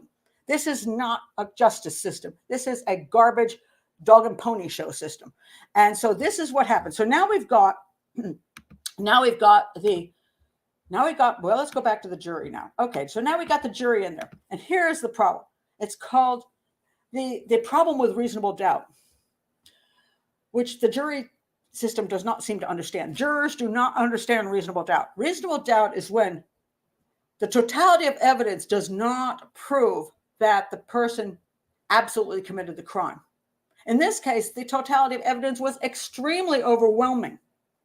The behavioral evidence, the physical evidence, everything was extremely overwhelming that Casey Anthony murdered her child, and she murdered her child premeditatedly. It wasn't an accident. She didn't overdose her with anything, because the fact that you put duct tape on a child means to me you wanted to smother her, and you do the chloroforming to make her sleep, and then you put that on her so you don't have to watch her struggle, is what you're trying to do. And then you dump her body. This is a premeditated murder if I've ever seen one. The physical and behavioral evidence was there, along with circumstantial evidence, everything. The totality of the evidence was overwhelming.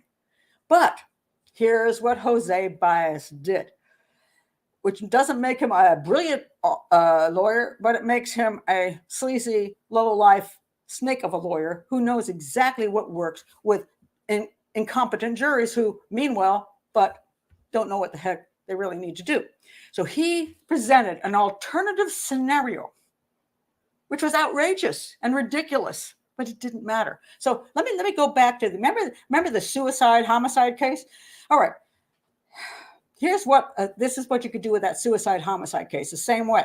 Okay, so it's a locked room. There was a note written in girly handwriting about why she wanted to kill herself. The gun is in her hand. You've got gunshot residue. She shot herself point blank, and she told all her friends she wanted to die. So how would Jose Baez explain away this absolutely 100% suicide scenario? He would say, but here's what I think really happened. Her brother came in and said to her, I want to film a little movie that shows a girl committing suicide. So would you help me out here? And she says, oh, of course, I'd like to help my brother out. So he says, first of all, what kind of note would you write as a girl? And so she writes a girly note about how she's going to kill herself. Hey, and call up a few friends just to see if they'll fall for this. So she does. And then he says, okay, so now that you've written the girly suicide note, what I need you to do is there's no bullets in this gun. That would be silly. Just hold this gun in your hand and put it up to your head, and I'm going to start the film. And I need you to pull the trigger because I have to make it look realistic. And then I'll add in, through all the editing, I'll add in the blood and all that stuff. She goes, okay, honey. Okay, not honey, but okay, honey, brother. Okay, brother. Maybe no, if he's got her to do that, maybe there would be something there. And Jose Baez would say, probably having sexual relations. So now he's filming the thing, and she puts the gun to her head. She pulls the trigger. Oh my God, she's surprised. Boom, she ends up dead. Therefore, the handwriting is in her. The handwriting is hers. There is gunshot residue. She did put the gun to her head, but her brother was the one that staged this whole thing. He faked it all out. Okay, that's what he's telling the jury. Now the jury goes, well, you know, that is an alternative scenario. Now, mind you, that 99.9% of the evidence does not support such a crazy thing. But if the defense attorney can sit around long enough to come up with a phony scenario to cause this, quote, reasonable doubt, or a, quote, reason to doubt. Oh, if there's a slightest reason to doubt, we just have to let the person go, in spite of the fact that all the evidence points the other direction. And this is what Jose Baez did. He said, okay, in spite of everything you've seen, I'm going to tell you that Casey Anthony because she was molested by her father, which I've never proven, has long-term psychological problems where she can't fight back against her father, and she can't deal with the death of her daughter. So that's why you see all her bizarre behaviors. Don't judge her. And that she could have drowned. And this all could have been a staged thing, even though you don't usually stage a drowning like a homicide, because even George is not that stupid. He was a detective. He's not that stupid. Say, oh, let's make this look like a homicide. You make it look like an accident, not a homicide. Okay, so even though none of this makes any sense, it could have happened. And just because it could have happened means you should find her not guilty. And that's what the jury did. But if this had been a professional jury, that professional jury would have gone, you got to be out of your damn mind. We're not buying a shred of this. This is nonsense. We just would have tossed that out and she would have been convicted. This is the problem with the civilian jury. And we got to get rid of the civilian jury system. We just have to, because it's illogical, it's nonsensical, and it's actually, you know, when you come right down to it, you're a political prisoner when you're on the jury in this country. And I don't know why nobody will talk about this. I've been arguing this for probably 20 years now. And I don't see lots of people jumping on board. So I just think that we have this weird thing in our head that says, we got to support the civilian jury system because we don't want people who have power to make our decisions. So we'd rather let 12 people off a bus stop who have no idea what they're doing. Well, even if their hearts are into it, just make decisions on life and death. You wouldn't can you imagine if you were a doctor, would you let 12 people decide whether you should do surgery or not surgery on your patient? Would you let 12 people who have no clue about medicine decide what kind of treatment your patient should get? I mean, all of that's nonsensical. And yet, at the most important points in our judicial times, the most important thing, a life and death case over homicide, oh yeah, let's pick 12 people off a bus stop and snow them with a bunch of bullcrap. Drives me insane. All right, so now let me see what y'all have to say, because that is the end of my whole spiel on this. Oh goodness gracious. Yes, yeah. All right. Okay, where did that come from? Harvey says, where did the hell chloroform come from? That's the strangest thing in the case. It almost appears to be faked. No, not at all. Casey Anthony wanted to knock out her daughter in a way that she thought, therefore, the child would be totally asleep when the tape was put on her. She looked up chloroform on her computer as a methodology. And a lot of people look up things before they commit crimes because they're curious and, hey, how would this work? She also looked up, I think, neck breaking. So she was looking up ways that you could kill somebody, and she found what she thought would work. It has nothing to do with anything else other than the fact that people, when they're interested in trying to commit a crime, will type into their Google search something. So, hey guys, we're going to commit a crime. Do not mess with your Google search prior to the fact, because a lot of times people do that thinking that they're never actually going to commit the crime. So they playing around with it, not thinking about the consequences. And then when they commit the crime, they've left a whole trail. So let's see. The abandoned car, Heather says, which had some evidence that was disputed by the defense, indicated Kaylee was dead in the trunk. There was absolute evidence she was found dead in the trunk. I mean, I can't go through every single thing with arguments, each one of the arguments, but the evidence was overwhelming. So that's the problem.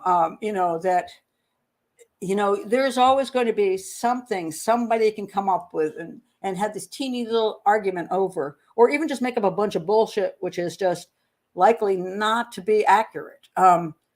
But if you don't know what you're looking at, you don't know what's true and what's not true. I have a lot of cases of suicides, which the families will contact me and say, I believe my child was murdered.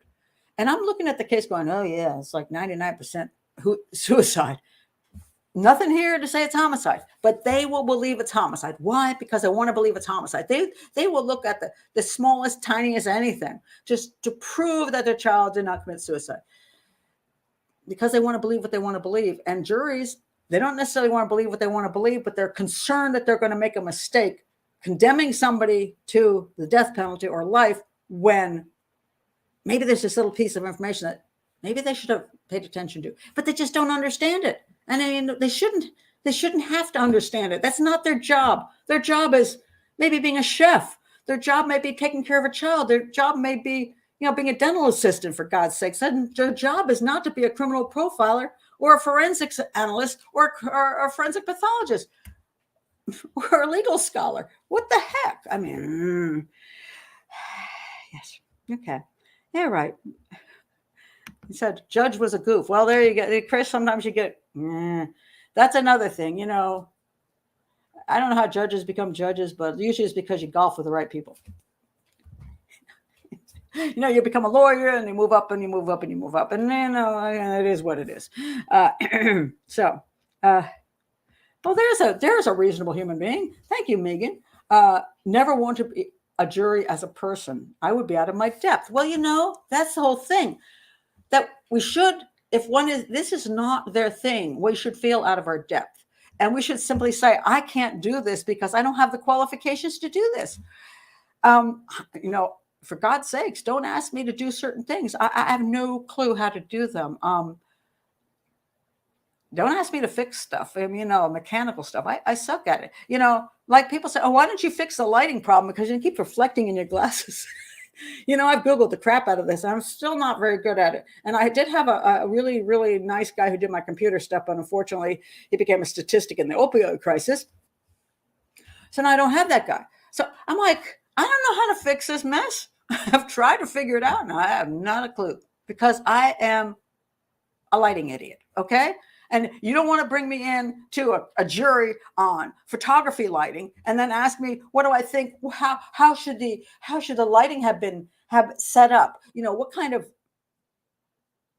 of strength of lighting? What kind of colors do we want to have? Do we want to have an overlap of colors? Do we want to have percentages? I'm like, I don't know anything. All I know is if you go into a room and you put up the little thing on the wall, maybe the lights come on. I don't know anything. And then you get all these experts in there telling me about how to do lighting for photography. And within a couple of days, you expect that I'm going to know more than the damn guys who are photography lighting experts? Are you out of your mind? I mean, I haven't got a clue. It's one of these things that boggles my mind. I mean, I'm like, how can you even think the civilian jury system makes the smallest iota of sense? Thank you, Chris. Professional jurors needed ASAP. Thank you. Oh my God, I just go crazy over this. This is just something I've been fighting for forever and ever, and I feel like I'm like yelling into the canyon, and nobody pays attention. But one of these days, I hope that somebody finally says, "Good Lord." Yeah, there are. See, Triple Crown, there's a million YouTube videos. It never works for me, okay? This is the whole point. There's lots of those things. They have all different kinds of opinions. They're experts. I can't make it work. I've tried. Given up. Given up. I suck at it. I am willing to say that I suck at this stuff. It doesn't sink into my head. I keep trying. I've got my lights. It doesn't work. I don't know what's wrong. I need to hire a professional if I can find one. That's the way it goes. And, we have to recognize where we are not experts. And we have no business. If you're not expert in medical stuff, you shouldn't be making medical diagnoses above a doctor. If you don't know anything about engineering, you shouldn't be on some kind of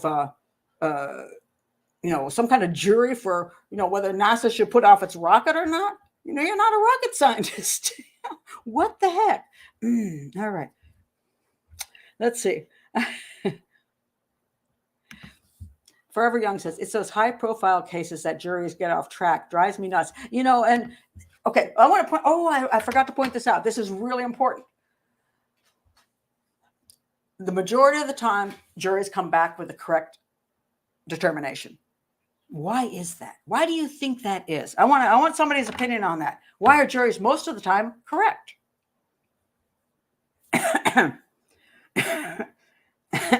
What do you think the reason that most of the time the juries come back with the correct determination? I'm going to wait to see if anybody comes up with this one. And this is something people really do not recognize, do not understand, which is why they fall for this jury system works so.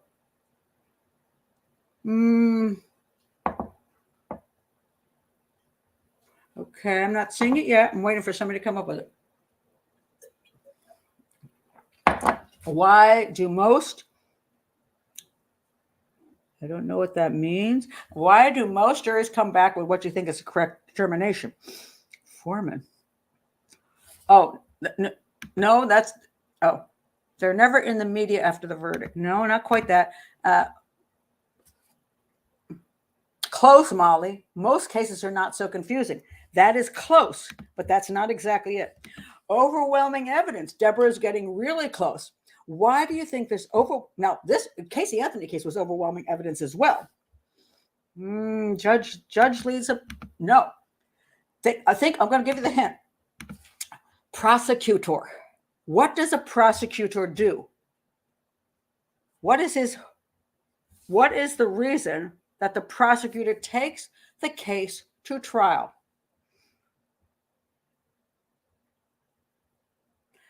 Why does the prosecutor take the case to trial? Tell me what the win record on a prosecutor is if he wants to stay in being a prosecutor. Why does a prosecutor go to trial? Evidence. Ha! There we go. Lexi has it because he believes he has a successful case. Not only a successful case, an absolutely 99.99% successful case. So the majority of cases go to trial because the prosecutor can't lose. He gets a jury in there who's just going to simply agree with him. So in other words, I've got a video of the dude running from the crime scene with a bloody knife in his hand. And he confessed. The jury agrees with me, I win my case. If there is anything that makes it that the jury has to use their brain, it doesn't go to trial. They try to stay away from those as much as they can because the prosecutor is a political animal and wants to keep his job. So the prosecutor usually takes to trial excellent cases. The police have done excellent police work. The evidence is overwhelming. Let's face it, most criminals are stupid idiots. So they leave a tremendous amount of evidence in their wake. So it's very easy, and you can get easy. And a lot of times you just get an easy plea deal out of it because like, oh, you got me, man. I've already committed these kind of burglaries 10 times. You caught me in the place committing the burglary the 11th time. I'll take a plea deal. It's over. Or if he goes to court, he's just gonna lose. So most of the time, the jury can come on the right side because it's easy and there's no question about it. But you get these cases which become big things in the media. There's pressure to go to court, and then you get these big trial lawyers, and you get everybody involved, and then it becomes a case of can the prosecutor, even if the prosecutor in this case actually had enough evidence, and in the OJ case had enough evidence, the question comes down to, does a jury understand the evidence, and does the media pressure get to them? And then the fact they're confused over all the stuff that's brought to trial at that point, then it becomes a crapshoot. And they will tell you it becomes a crapshoot. And that shouldn't happen, especially on these very, very important cases where you have a premeditated homicide. So let's see. Elizabeth says, when I was a juror, the prosecution had a 12-page confession where the guy had corrected the confession papers and initial correct. And well, that always helps, check. I done did it. That makes it easy. You can go home at lunchtime. Oh, that's great.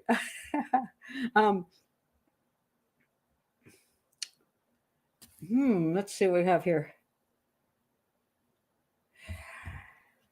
I'm not sure we're talking about here, but I am just, when poor perfection. Okay. The problem with the perfection, I want to point, I'm not actually sure, Carrie, what you're talking about, but I'm going to bring this up, but I'm not sure what you mean by this. Missed foolproof suffocation. You can't prove foolproof suffocation. The problem is it's the totality of the evidence. It was so overwhelming. It's so overwhelming. You can't prove everything because you don't have the video camera of it. You don't need that. If you had a professional jury, like people like me on the jury, you're going to say, you do not need that. I have enough evidence put together, physical and behavioral and forensic, that proves to me that Casey Anthony killed her daughter in a premeditated homicide. I don't need to have a videotape of her actually suffocating the child. I don't need that because of the totality of the evidence. But that's the problem. Every case, it's going to be absolutely impossible, almost always, to prove every single teeny weeny thing of the case by itself, because they can't. They can't. The body was out there for 6 months, but the fact is, the body was put into a bag and dumped. Casey Anthony was totally responsible for what happened to that child. So maybe with the child drowned. But again, the behavior doesn't show the child drowned, and there's no excuse for any of the other stuff that came, the way she behaved and the actual evidence of the tape and all that. None of that supports a drowning incident. It does not. And a professional jury would have said, you can't get away with that. But because there's a civilian jury, they're going to say, oh, the prosecution didn't 100% prove A, because they didn't have to. But it's made to seem like they should have to. And that's where everything goes wrong in these cases, because, that's why there's a reasonable doubt, not a 100% absolutely no way in God's earth anything could have ever happened but this. That is not what it's about. Reasonable doubt is supposed to be where there's enough evidence that the totality of evidence doesn't quite cover it, that there's enough possibility of something else happening that you really go, okay, something else could definitely have happened. But that's not what this case is about. That's not what it's about at all. So it's just the case of where we're gonna find one tiny little thing and we're gonna go overdose on that one, and then the jury goes, oh, I don't know then. No, that's not the way it works. Let's see. Oh, okay, that's a good question Joe has. What type of training would insist professional juries have? Are we talking about university courses, something similar via the criminal justice system? This would be a very, very interesting study to be done. And I'm not big on lots of studies, because usually they take a lot of money from the government and they don't get anywhere. But I believe that a person on the jury should be a criminal profiler, not of the FBI sort, because I have issues with the FBI methodologies, but a decent criminal profiler would have knowledge of forensic pathology. And this is when I get my little the school I want to put online, where I'm going to have the 5 different subject matters. These are the types of things that the jurors should have if they're going to be a professional juror. Forensic pathology, because you have to understand how people die and what evidence is of how they died. You've got to know the basics of that. The psychology of violent crime. You have to know how the brain works for committing these kind of crimes. Criminal profiling in general, how you analyze the entire crime scene. Crime scene analysis. You got to know how that is done. Actually, I have a thing on serial homicide, which actually is not part of this. So I would say there's 4 areas. But you'd have to know your forensics. You have to understand crime scene analysis. You have to understand behavioral analysis. You have to understand, and I would add in, if you're going to do this, you also have to understand the law. And I'm a criminal profiler, and that is not one of my things. So you should have, obviously, training in understanding the law and all of that.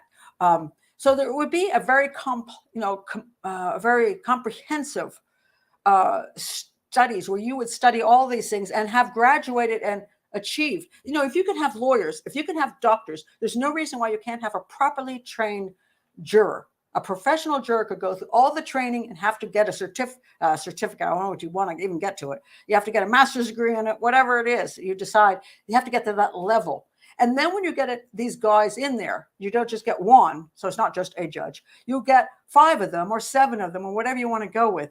And they all have the same training. And because they're doing this as a job, first of all, they get paid for it, which they should be.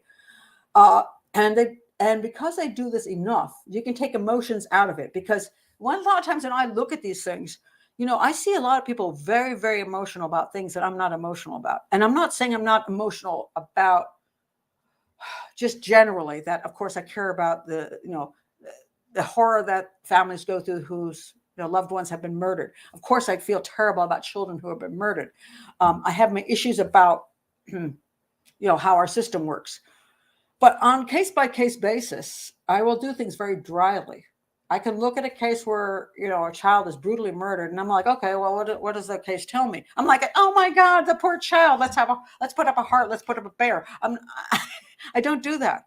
I don't do that. I'm not putting up websites where I'm saying angels are fluttering around the child. That's somebody else's job. For me, I'm a criminal profiler. I want to look at that and say, okay, what proof do I have? I'm very cold-blooded when it comes to the actual analysis. I can step aside as a human being and say, that's really, really very sad. And when I talk to families, I'm going to tell you, talking to families is the hardest part because I feel their emotion. And I tend to cry when other people cry. So I'm like, I can do that. But when I put the family over there and I'm looking at the evidence, people will say, dang, you're kind of cold. And I'm like, well, yeah, because I'm looking at the evidence.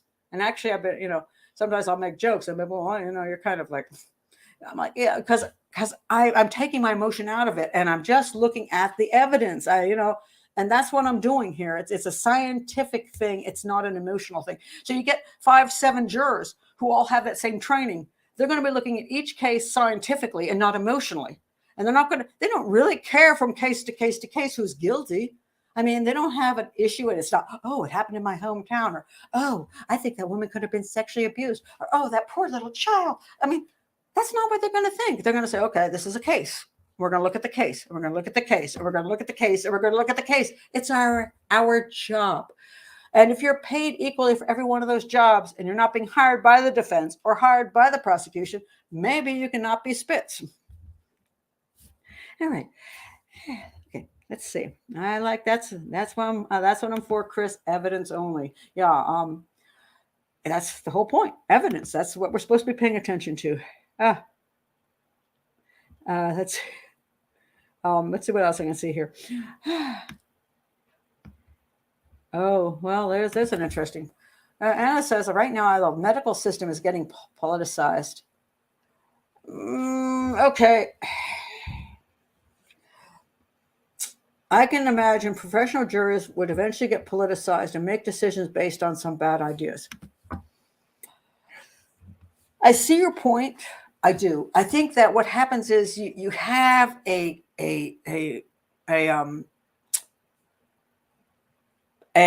large, shall we say, selection where maybe it's, you just select whatever and they go in there.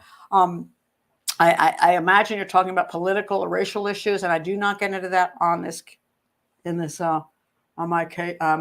this particular channel, because it all goes to hell when you do that. But there is issues with that. I can't deny that. There can be issues with sexism. There can be issues with people called the patriarchy. There can be issues with racism. There can be issues with politics. All those can have an effect, but they have an effect on a normal jury even more so because they come in with all of those ideas. So they bring that. A lot of people thought that was true with the OJ jury, that the reason OJ got off was because people were like, we don't want to put this guy away because he's black. Well, I don't know if that's true or not. But the problem is people came in with their own emotions and political issues.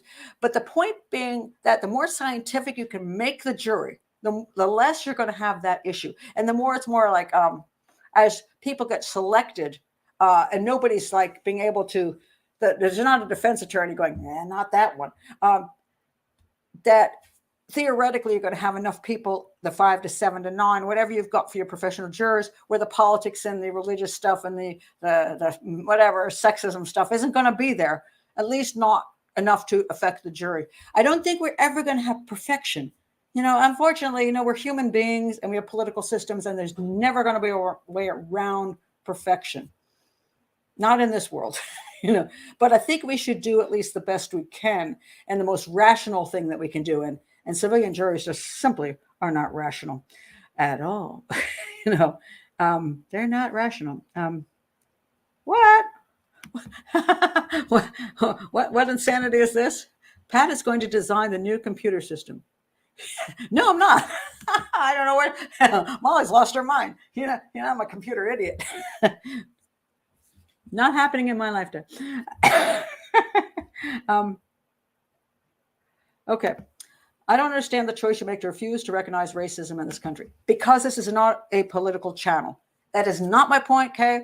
Please go away from it. There are other channels to do that, because if I start talking about racism on this channel, we're going to get nothing but all kinds of craziness happening. I won't go there, because this channel is about criminal profiling, crime scene analysis. That's all it's about. There are a million other channels to talk about the political issues of any country. I won't go here in this channel, because it will destroy everything I'm trying to do to improve criminal profiling and crime scene analysis. That's what I'm about here. I'm not about the rest of it. So take that someplace else. Just take it someplace else. There's a million channels to take it to. This is not the one. No, I will leave. Thanks for letting me know. Well, that's sad, Kay. You've been around for a while. I've always enjoyed you, but I will not talk about racism, a political issue, on a channel for criminal profiling and crime scene analysis. And that's a shame. Okay. So that is not what my channel is about. I really want to improve crime scene methodology. I want to crime analysis. I want to teach detectives. I want to teach criminal profiling students. I want to teach just people in the general public that it is not like CSI. It's not like Criminal Minds. I want to help them understand how to analyze crime evidence. This is all the channel is about. I'm not here to solve cases, and I'm not here to solve politics. So there we go. All right. Robert says, so we need professional juries. Pay me and I'll do the job. This would be a great thing to go into. Why, if you can go into becoming a lawyer, can't you go into becoming a professional juror? Why can't you go to college and study all those topics to become a professional juror?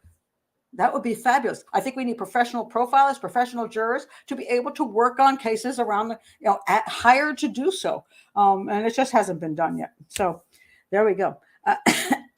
So Molly says, please read my comment at 4:40. I can't see the 4:40. I can't find any of these comments. I don't know where they are, but I'm going to go back now and see what you all have to say back in time. Let me go backwards now. Logical thinking. Yeah, I want to point out that, Deborah. Logical thinking is an interesting thing that we do not actually teach enough of in grade school, in high school, and in college, or in law enforcement. Logical thinking is a tremendous necessity as far as doing any kind of analysis goes. And when we lack the logical thinking, all kinds of stuff goes wrong. And so we need to teach more of that. And I think I would love to see that started very, very young. I really think that's a great idea. Triple Crown says, unfortunately, laugh is a stress release too. I've been chewed out so many times. I try to be stoic so I don't get a public dressing down. Yeah, I've been called snarky, snide. What's the one that everybody uses with me? That I'm like flippant. Oh, flippant. That's the number one. That's the number one adjective I have. Pat Brown is flippant. Yeah. Okay. So yeah, I do have a sense of humor, and it's a lot of it's just that while I'm talking about a difficult subject, I also just not like to be miserable all the time, and I do have I just see funny things in very sad situations. So this is not a channel. Again, this is not a channel that I support the victims of crime. I support the families of victims of crime, but this is not one of these channels that does a lot of very heartwarming stuff for victims of crime. I don't talk about the victims and then put up, I say, the teddy bears and the balloons and stuff like that. Other channels do that very well, and you can see them and you can get your heart, you can, have your heart, warmed up by the fact that everybody cares about the victims. I'm a criminal profiler. This is a channel about crime scene analysis, not the other things. I can't be everything to everybody, and I won't even try to be, because there's no point in it. I'm just going to do what I do well and what I believe is necessary, because there's a lot of other kinds of channels that address other things. I'm going to address what I address well. So let me look back some more. All right. Let's see. I'm going to go backwards. Let's see.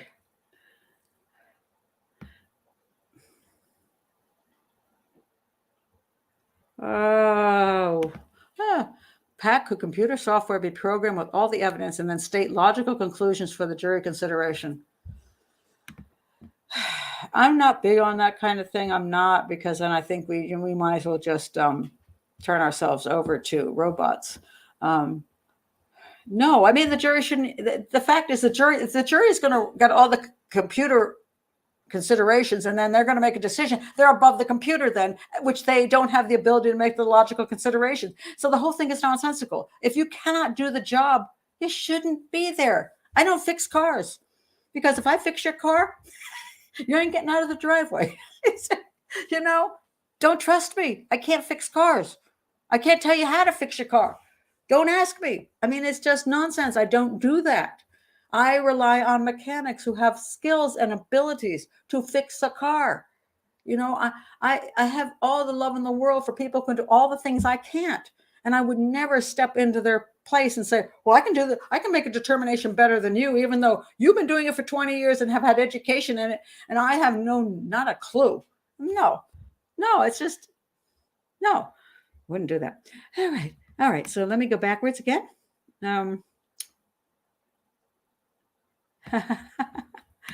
What do you want to be when you grow up? I want to be a professional juror. Yes, wouldn't that be a great that would be a great career. And I would be willing to be a professional juror. If that would exist, I'd still be willing to be a professional juror. I'd love to do that, because I'd love to work on cases where I could make a difference in being able to analyze properly.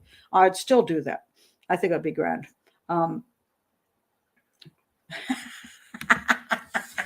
Hannah Lizette says, hey, new way to get out of jury duty. Say you're a graduate of Pat Brown's profiling school. It'll work. It'll work in a heartbeat. I'm telling you. All you have to do is say, I've been studying criminal profiling. Thanked and excused. Go away. The defense attorney does not want anybody who actually has studied crime scene analysis. They're gone. Absolutely gone. You want to get out of jury duty? It's a very quick way to do it, other than just throw the paper away, because oddly enough, they can't prove you got it, which also is very illogical. Let's go figure this whole stuff out. Let's see.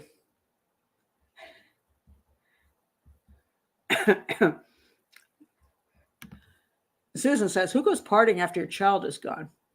God forbid, ever forbid, my kid, I'd be tearing up Chicago to find him. Absolutely. I mean, most people say things like, my cat went missing, and I did more work than Casey Anthony did to find her child. Absolutely. It is so clearly an indication that she knows exactly what happened to her child, and she doesn't care.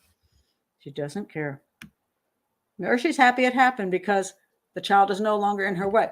Again, that child is either useful or in the way. The child may have been useful for a little while, but then the child got in her way, because not only did her mother lord it over her, like, I know what's better for Kaylee, and I'm a better grandmother than you are, mother, probably, whatever she said. And then Casey couldn't go on with her life because this child was in her way, and her mother was always there. Better just to get rid of the child than she have to deal with the mother or that child. That kind of gets rid of that. So, let's see. Okay, would a professional jury be open to different kinds of abuse and pressure than a civilian jury? Would there still be injustices? Well, okay. I've already complained that when you get paid $400 an hour, apparently it seems to me like certain forensic pathologists are willing to say whatever they're willing to say because the defense attorney pays them a shitload of money. I have an issue with that. That bothers me tremendously.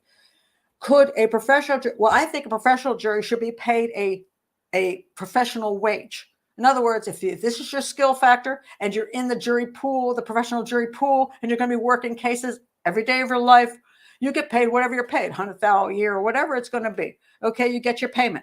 If you're ever caught getting any kind of payment outside of the strict payment that you're being paid by the government, you should go to prison for bribery. So I would say less in the sense that you're paid well enough to be able to do your job without being bribed. And there should be some, obviously, problem if you are bribed. The civilian jury, in some countries, they get bribed hugely. They're paid off. And in this country, I don't know that we see so much of that as we see a lot of emotional, a lot of other kinds of pressure being put on a civilian jury, and just their own personal issues that get in the way of them being able to make a proper determination. So I think that's more a case. There's no perfect system. I don't believe there is a perfect system, but there are better systems than others, and I just think this one is failing dismally. And maybe we could have civilian juries for minor stuff that's going to be over in 2 days, and you don't lose your job, and you're just going to agree with the prosecutor anyway because it's minimal stuff. But the higher level it gets, the more the premeditated. I mean, homicide cases, I think, should have professional juries, and serious felonies should have professional juries. That's my opinion on that. So let's see what else we have here. Going back a little bit. The poor tend to get convicted. The wealthy can afford lawyers like Baez who complicate cases so much nobody knows which end is up. This is an interesting problem because, the poor, generally speaking, you get that shabby, the public defender who has got so many cases he doesn't have time to really work on yours. That is true. You get a really crappy defense. On the other hand, it's also very true that an awful lot of times the reason that your case is probably going to be found, you're convicted, is because usually a lot of people who commit certain crimes are struggling financially and live in very poor circumstances. They have kind of crappy lives, are involved in gangs and other kinds of things like that. So the chances of them being guilty are pretty high as far as the fact they committed the crime. Now, of course, there are obviously innocent people who get swept up in that. If you look at the Innocence Project, they'll have you believe that almost everybody who gets convicted who's poor is innocent. And that's not true. I mean, rarely do you get the poor school teacher or the totally innocent fellow who works at McDonald's who never did anything wrong in his life getting convicted. What you usually get is a guy who's been convicted 10 times before, and just this particular time, maybe he didn't do it, or maybe there wasn't proper evidence, even though he did do it. And so you get a lot of that going on. So you got to be a little careful with the Innocence Project because they got a very political thing with them. So yes, poor people, obviously, because they can't afford the lawyers that the richer people can, have definitely issues. And this, again, is good for a professional jury because, you're looking at the evidence. You're not looking at so much whether the lawyer is a hotshot lawyer who can pull the wool over your eyes, because you're like, hey, Jose Baez, I've seen this before. I don't care how much they pay you. I've seen this before. And you could get a public defender who's kind of not so great, but you kind of get, you know what the evidence still says, in spite of the fact the public defender kind of sucks. So I think the professional jury can see way more things. What? You said that you agree with prosecutors. Are you ever wrong? I don't even know what you're talking about. Am I ever wrong? Of course. I don't have it. That has nothing to do with prosecutors. There's prosecutors who have prosecuted. I have cases where I know the cases I've worked on, the person I believe absolutely is innocent is found guilty, and the person who's guilty has gone free. Believe me, I've seen some prosecutions that I don't approve of whatsoever. Absolutely. And again, because we have juries that don't really know that the prosecution is pulling the wool over their eyes. That can happen as well under certain circumstances. So yes, I mean, that's my whole point. I just believe in a professional jury system that would not fall for the prosecutor, not fall for the defense attorney. It would go with what the evidence shows. That's what I would like to see. Heather says, so you think it was premeditated? Absolutely think it was premeditated. 100%. You say agree, she was totally responsible. There's no proof of death. Again, because the body was out there for 6 months, there is no absolute proof of exactly how she was killed. But the simple fact that you have the chloroform issue, that's not an accidental drug overdose. Okay. The Xanax might have been, but the chloroform is not. The tape over the face is the thing that is so big, because there's absolutely no reason for the tape to be even around the face, around the head at any point, except that you want the person to stop breathing. I do not believe it was an accidental overdose, because had it been an accidental overdose, I think you would have seen a different scenario afterwards. If it had been accidental drowning, you would have seen a different scenario afterwards. So yes, I strongly believe it was a premeditated homicide. Absolutely. I don't think there's any accident happening whatsoever. So let's see.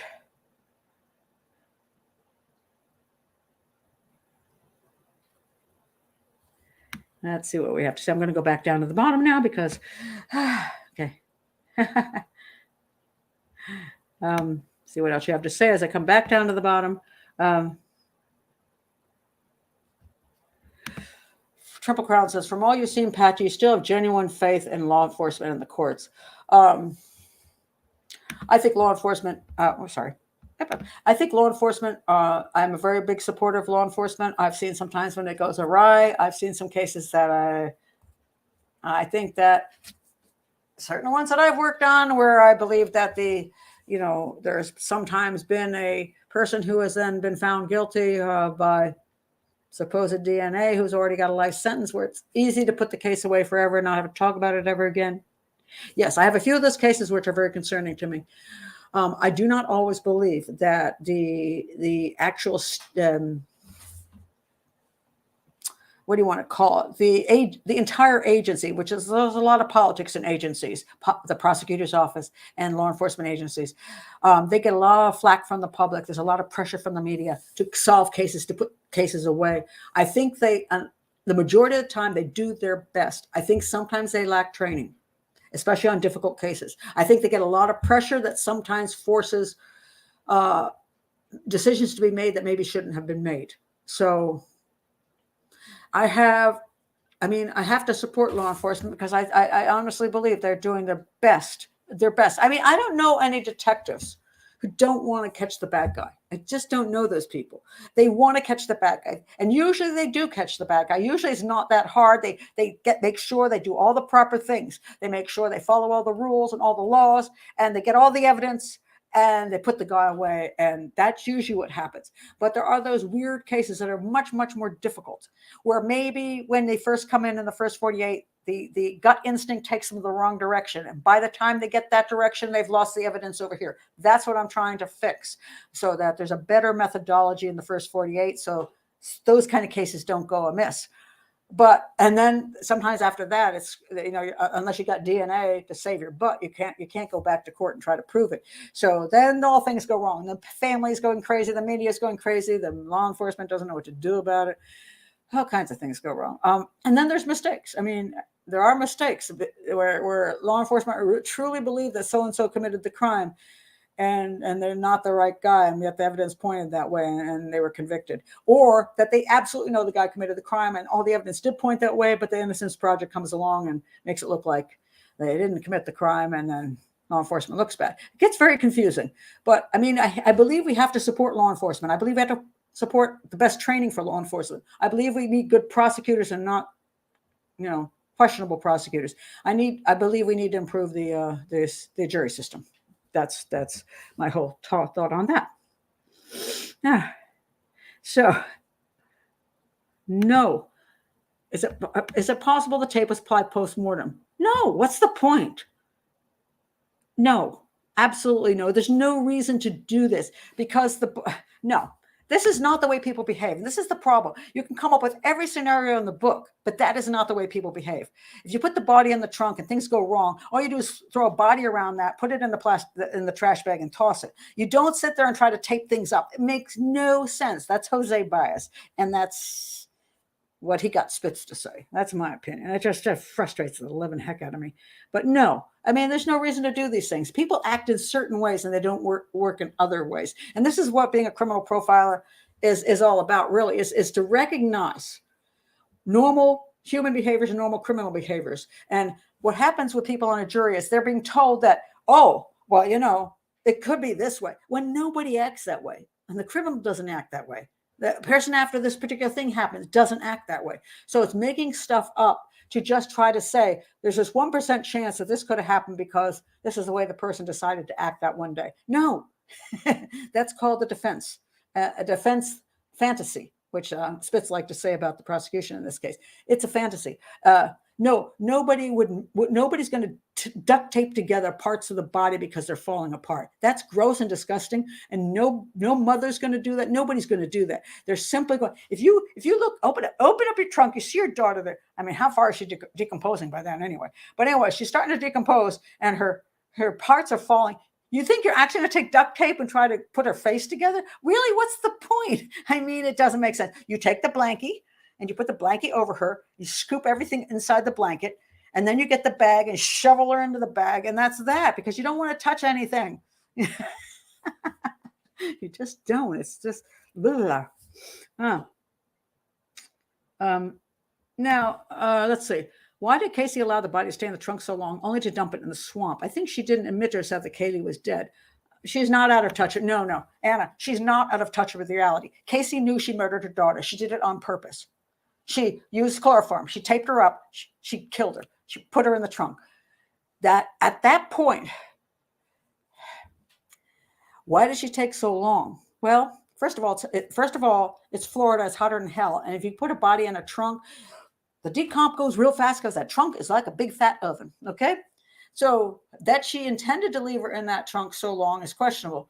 She may have just done that and then said, okay, I'm going to deal with her later. You got to understand, Casey Anthony is not very narcissistic. It's all about what she wants to get done and what she wants to do and what she doesn't want to deal with. So if she decides she didn't want to deal with her for a few days, she decided she didn't want to do it for a few days. That may be true. And then maybe she was too busy to have an opportunity to dump her. We don't know, but she's in an oven in that trunk, so she's going to decompose pretty quickly. Considering, she's not in an ice box. Not in an ice box. Oh my goodness.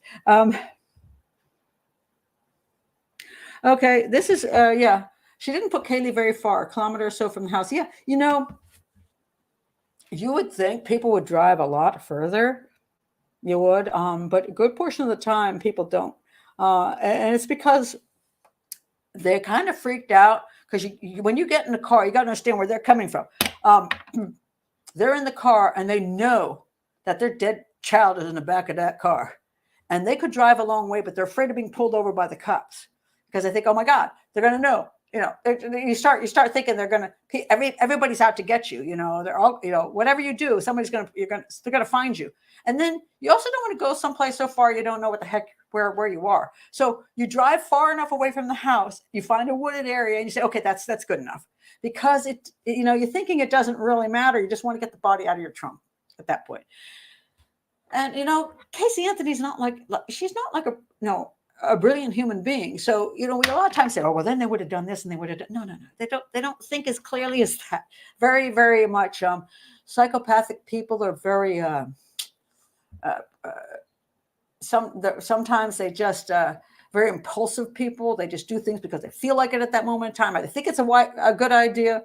If you see the way look when she took the police to a location she didn't work and took them on a tour and then go, oh, never mind, I didn't actually work here. What kind of intelligence is that? How stupid is that? How stupid is it to come up with a fake Zanny the Nanny when the Zanny the Nanny doesn't even exist? She lied upon lie upon lie that were found out so quickly. She's not the most brilliant girl on the block. Let's put it that way. She's not brilliant. All right. So,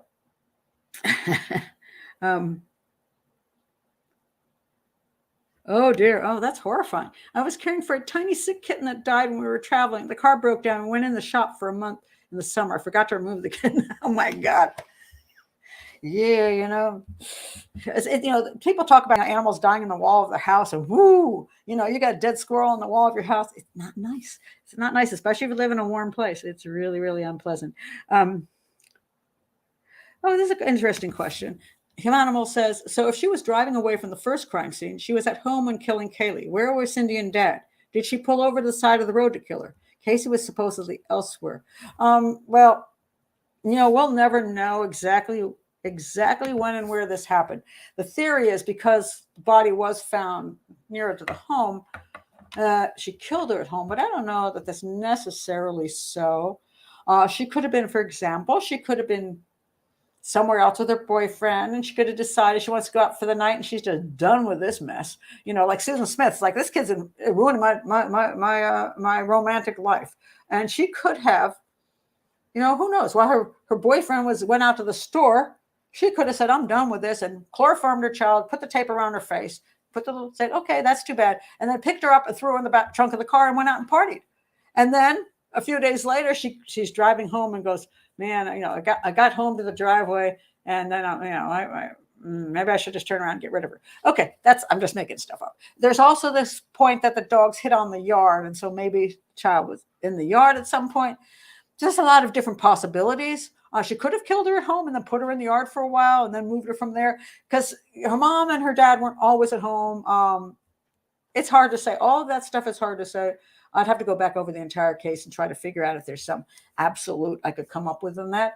But it doesn't really matter, because the simple fact is the child disappeared, and Casey didn't bother to go find her daughter. Even if her daughter had been gone for 1 hour, Casey should have been already worried. If daughter had been gone for half a day, or Zanny wouldn't give her back, she should have been calling the police, calling her dad, doing something. But 31 days later, I'm going to say, that woman's a murderer, even if she did get found not guilty. So, no, that's an interesting point too. What about civil trials? Do you think there should be professional jurors in those cases? Those are really tricky too. Obviously, they don't destroy lives quite as much. You're not letting a murder out in the street or putting an innocent person away. But, some of those civilian trials, when they come down to, I don't know, let's say medical malpractice or fraud or things like that, it gets more complicated. And I think, again, a lot of times the jury just hasn't got a clue half the time. I don't know. What do I think happened? I don't know. I would go with professionals on those too. I think it's a lot of that stuff is just above the level of the people who are trying to make the determinations. I just think it's unrealistic. And a lot of times we see emotions there too. Sometimes I've seen some determinations where it's just so emotional. I'm like, they decided what? I'm like, oh my God, that was completely outrageous, because somebody got their heart hurt, maybe somebody, it was theoretical medical malpractice, so their heart hurt for the person who suffered, but maybe it wasn't even true. Maybe it wasn't actually medical malpractice, but because they felt so bad for the person, they just said, okay, give them 10 million. I don't know. It's a real toughie, and I say I'm just not real fond of I just think I just think it makes no sense to have a jury system where the people are not trained to analyze what the experts are telling them. I don't understand how you can have experts tell non-experts what they think, and then the non-experts are supposed to decide what the experts are telling the truth. It makes no sense. It just makes no sense. Elizabeth says, I work in insurance. I know and understand too much and would never be allowed as a juror on those. There you go. Because you can't understand too much. That's the whole point. They want actually an uneducated jury, especially the defense team wants an uneducated jury if they're defending somebody, and vice versa sometimes on the prosecution. So, it's just terribly problematic. Okay. Okay. I'm going to leave it at that. I'm going to go make myself some dinner. I finally stopped coughing through the entire interview, the entire show. So I'm glad about that. So I'm glad you were all here today. I hope to take a different look at this particular case, because I remember the day that this came down. I was in my living room. I remember the television being on there, and I remember they came down with a not guilty. And I remember I was so pissed. I just walked out. I threw open the front door to my porch. I walked out. I just walked back and forth on my porch. I was so angry, so absolutely angry. And then I did a whole bunch of television shows on, but I was really upset. And the same way I was upset with the OJ case and a few other cases. So, but it's sometimes it's just, yeah. Oh, that's very H.J. Cooper. Thank you very much. I love you too. Thank you very much for supporting the channel. I really appreciate that. Every bit has been helping me keep this channel going. So thank you very, very, very, very much. I appreciate it. I think that's, I'm looking backwards now just to make sure I didn't miss anything of major, major, major importance. Yeah, so that's it for, it's funny because people ask me to do the Casey. Heather says, wait a minute, where'd Heather go? Where'd Heather go? Wait a minute, you just said something, Heather. Heather says, thank you, Pat. Great show. I'm isolating now. I'm glad you're okay with COVID. Oh, the fun of it all. Yeah. You're most welcome. Thank you, Molly. Thanks for a great analysis. I appreciate that. As much as I've been sick to this last 10 days now, I am doing really well. So I lost my smell and taste for like 3 days, and it's finally back. Mostly, and the cough is just lingering, and other than that I feel fine. And so the new Omicron I think is a little less vicious than the Delta and everything that came before Delta. So I hope that this pandemic will come to an end. And but I was glad to be able to be here anyway. I've somehow be able to recover enough to do the shows this week and not have to cancel them all. And Casey Anthony was one that was asked. I was asked, do Casey Anthony. And I kept thinking, well, Casey Anthony has been done to death, so do I have anything to offer? And then I thought, it's really this whole case is so much about the jury system, much more than the fact that Casey Anthony most likely killed off her daughter. Tragic as that was, it just brought out the worst of the civilian jury system. So I thought, there's my soapbox. I'm going to get on it. Oh, hello. I'm so glad to see you, Lizzie. Yes, I'm doing better than I was last week when I was like taking my oxygen level every hour and my temperature constantly to see whether I was going downhill with COVID or not. So hopefully I can get rid of the COVID card soon enough. I'm glad to hear from you, Lizzie. I'm missing you. Oh, that's so nice, Carolina. Thank you so much, Caroline. I really appreciate that, and I enjoyed learning from you today. Well, I hope to do that. I mean, this is the whole point of the channel, is not just to give my opinion and not just to supposedly solve cases that actually have already been solved, but to help everybody understand more about criminal profiling and crime scene analysis and all of that. And I thank you for your support. That's fabulous, Carolina.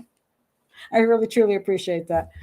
Oh, thank you, Joe. Another great show. I do my best, and I don't please everybody all the time, and I don't try to. I try to tell the truth and talk about the point I'm here, which is criminal profiling, crime scene analysis. And I know some people want me to go elsewhere, but I won't do that. So thank you, Kay. Your jury issue is great. Thank you, Kay. That's what I'm about. And it's not that I don't have some appreciation for what you're thinking, but I just don't do it on this channel. That's all. I just don't do it on this channel, because if you start going that way, then there's a whole different channel. And, that's not what I'm about. I really, truly, truly, truly want to improve criminal profiling and crime scene analysis. And eventually, as I start my school here, which is going to be open to all, I want detectives and, profilers to be, and everybody to be able to come and learn from different things and have that access, which sometimes, this book, it's a great doorstop too. This is a great book, but it costs a whole lot of money. And there's a whole lot of information in here. Tremendous amount that I would suggest, if you're a detective, you should own this book. Your profile, you should own this book. But let's face it, not everybody has to, everybody is on the become a homicide detective or other kind of detective, runs out and buys this book. But if I can do some information from this book, even though I object to Spitz's view on this, he has such good information in his book that if I can present that in small chunks, and I will in the future present that in small chunks, so people can look at these different categories and say, I want to learn a little bit more about serial killers. I want to learn a little bit more about the psychology of violent crime. What do psychopaths think? Why do they do what they do? What is Munchausen syndrome by proxy? And then you go to the forensics. What is the difference between, how can you tell it's a suicide? What is it about asphyxiation that I should know about? Little bits and pieces that if you're working in the field or want to work in the field, you can click on things and learn something and then apply that without having to go to an entire course, without having to sign up for anything, without having to, get your department to send you away for a week. A lot of times you're so damn busy that doesn't happen. But you might have 10 minutes here and 10 minutes there, and you can keep adding to your education. And that's what I hope. So that's what I'm going to be doing. And then if you have more time, you can listen to the fuller shows, and you can see how I analyze different things and work my way through things. So, that's a more deep, as Ken would say, deep dive, and more of a deep dive into specific issues and much more information on a specific case. So when you have the time, so you don't always have to be here live. You can come back later. So what is this? Forever Young says, I'm all for ditching the private sector experts who charge $800 an hour. They usually cancel each other out anyway. It's amazing how much money. I mean, I guess I've never understood making massive amounts of money per hour. I don't know. I just don't get it. When I see people out there working hard, and they've gotten trained in certain things, or gotten education in certain things, or just they're really good at certain things. I see what they're making, and I'm thinking, I'm going to charge 10 times that. I'm like, wait a minute, that's a little extreme. I don't know. I never have understood that. I think a proper salary is a good salary. That's what I think. Why was she charged with neglect? She was originally brought in for neglect, and then she eventually got charged with lying to the police, and then she just had time served on that. It reminds me of the McCann case. Why weren't they charged with neglect when they left their two 2-year-olds and their 3-year-old unattended in a foreign country in a hotel room, essentially, and so they could go out partying? Why aren't they charged with neglect? And my guess is, under those circumstances, the bigger charge is so big that they're leaning toward that, as far as in the Casey Anthony case, that they were charging with homicide. So they kind of threw the neglect out the door because they were focused on the homicide issue, which was obviously much, much more important. And with the McCann case, I think because there was a lot of thinking in the beginning that the child was truly abducted, that they didn't want to, that parents were already suffering enough that they didn't want to charge them with child neglect on the top. They already paid for their child neglect by having their child, quote, be abducted. I think that's where those decisions are made. A lot of it is political. It's a lot of in the media. Do they want to look like people like, well, the parents have already lost their child. How can you do that to them on top of it? That kind of thing. So sometimes they do that. So yeah, it's I'm not there to make those decisions about who should be, what the charges should be and why they should be there. So yeah, so but at any rate, I'm gonna say.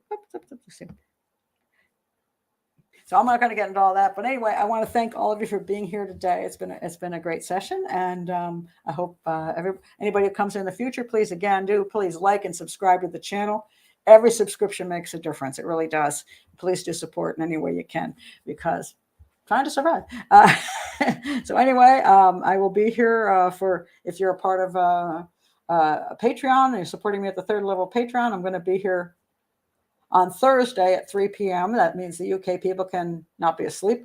I'm going to be here Thursday at 3 p.m. to do my hangout, and I've got interesting things to discuss, including the fact that supposedly that suspect, Christian B, in the McCann case has an alibi. It makes me laugh. Okay, that's just one of the things we're going to be talking about on Thursday at 3 p.m. So that's why the UK has to be there. All you UK supporters, and if you're not yet, go to Patreon, click. And also click the links below, and you'll see my take on Casey Anthony back in the day, and then Dr. Grande and Ken Main's viewpoints, and I think they're both very valid, and I think it's worth paying attention to what they have to say. And so I like it when you see different experts. In this particular case, we all pretty much come to agreement on the major case issues. So that's important to see. So anyway, okay, that is it, and I will see you soon. And during the week and next week, I'll see you back here on Sunday at 3 p.m. And I don't know what the case is yet, but it'll be interesting. I'll show you.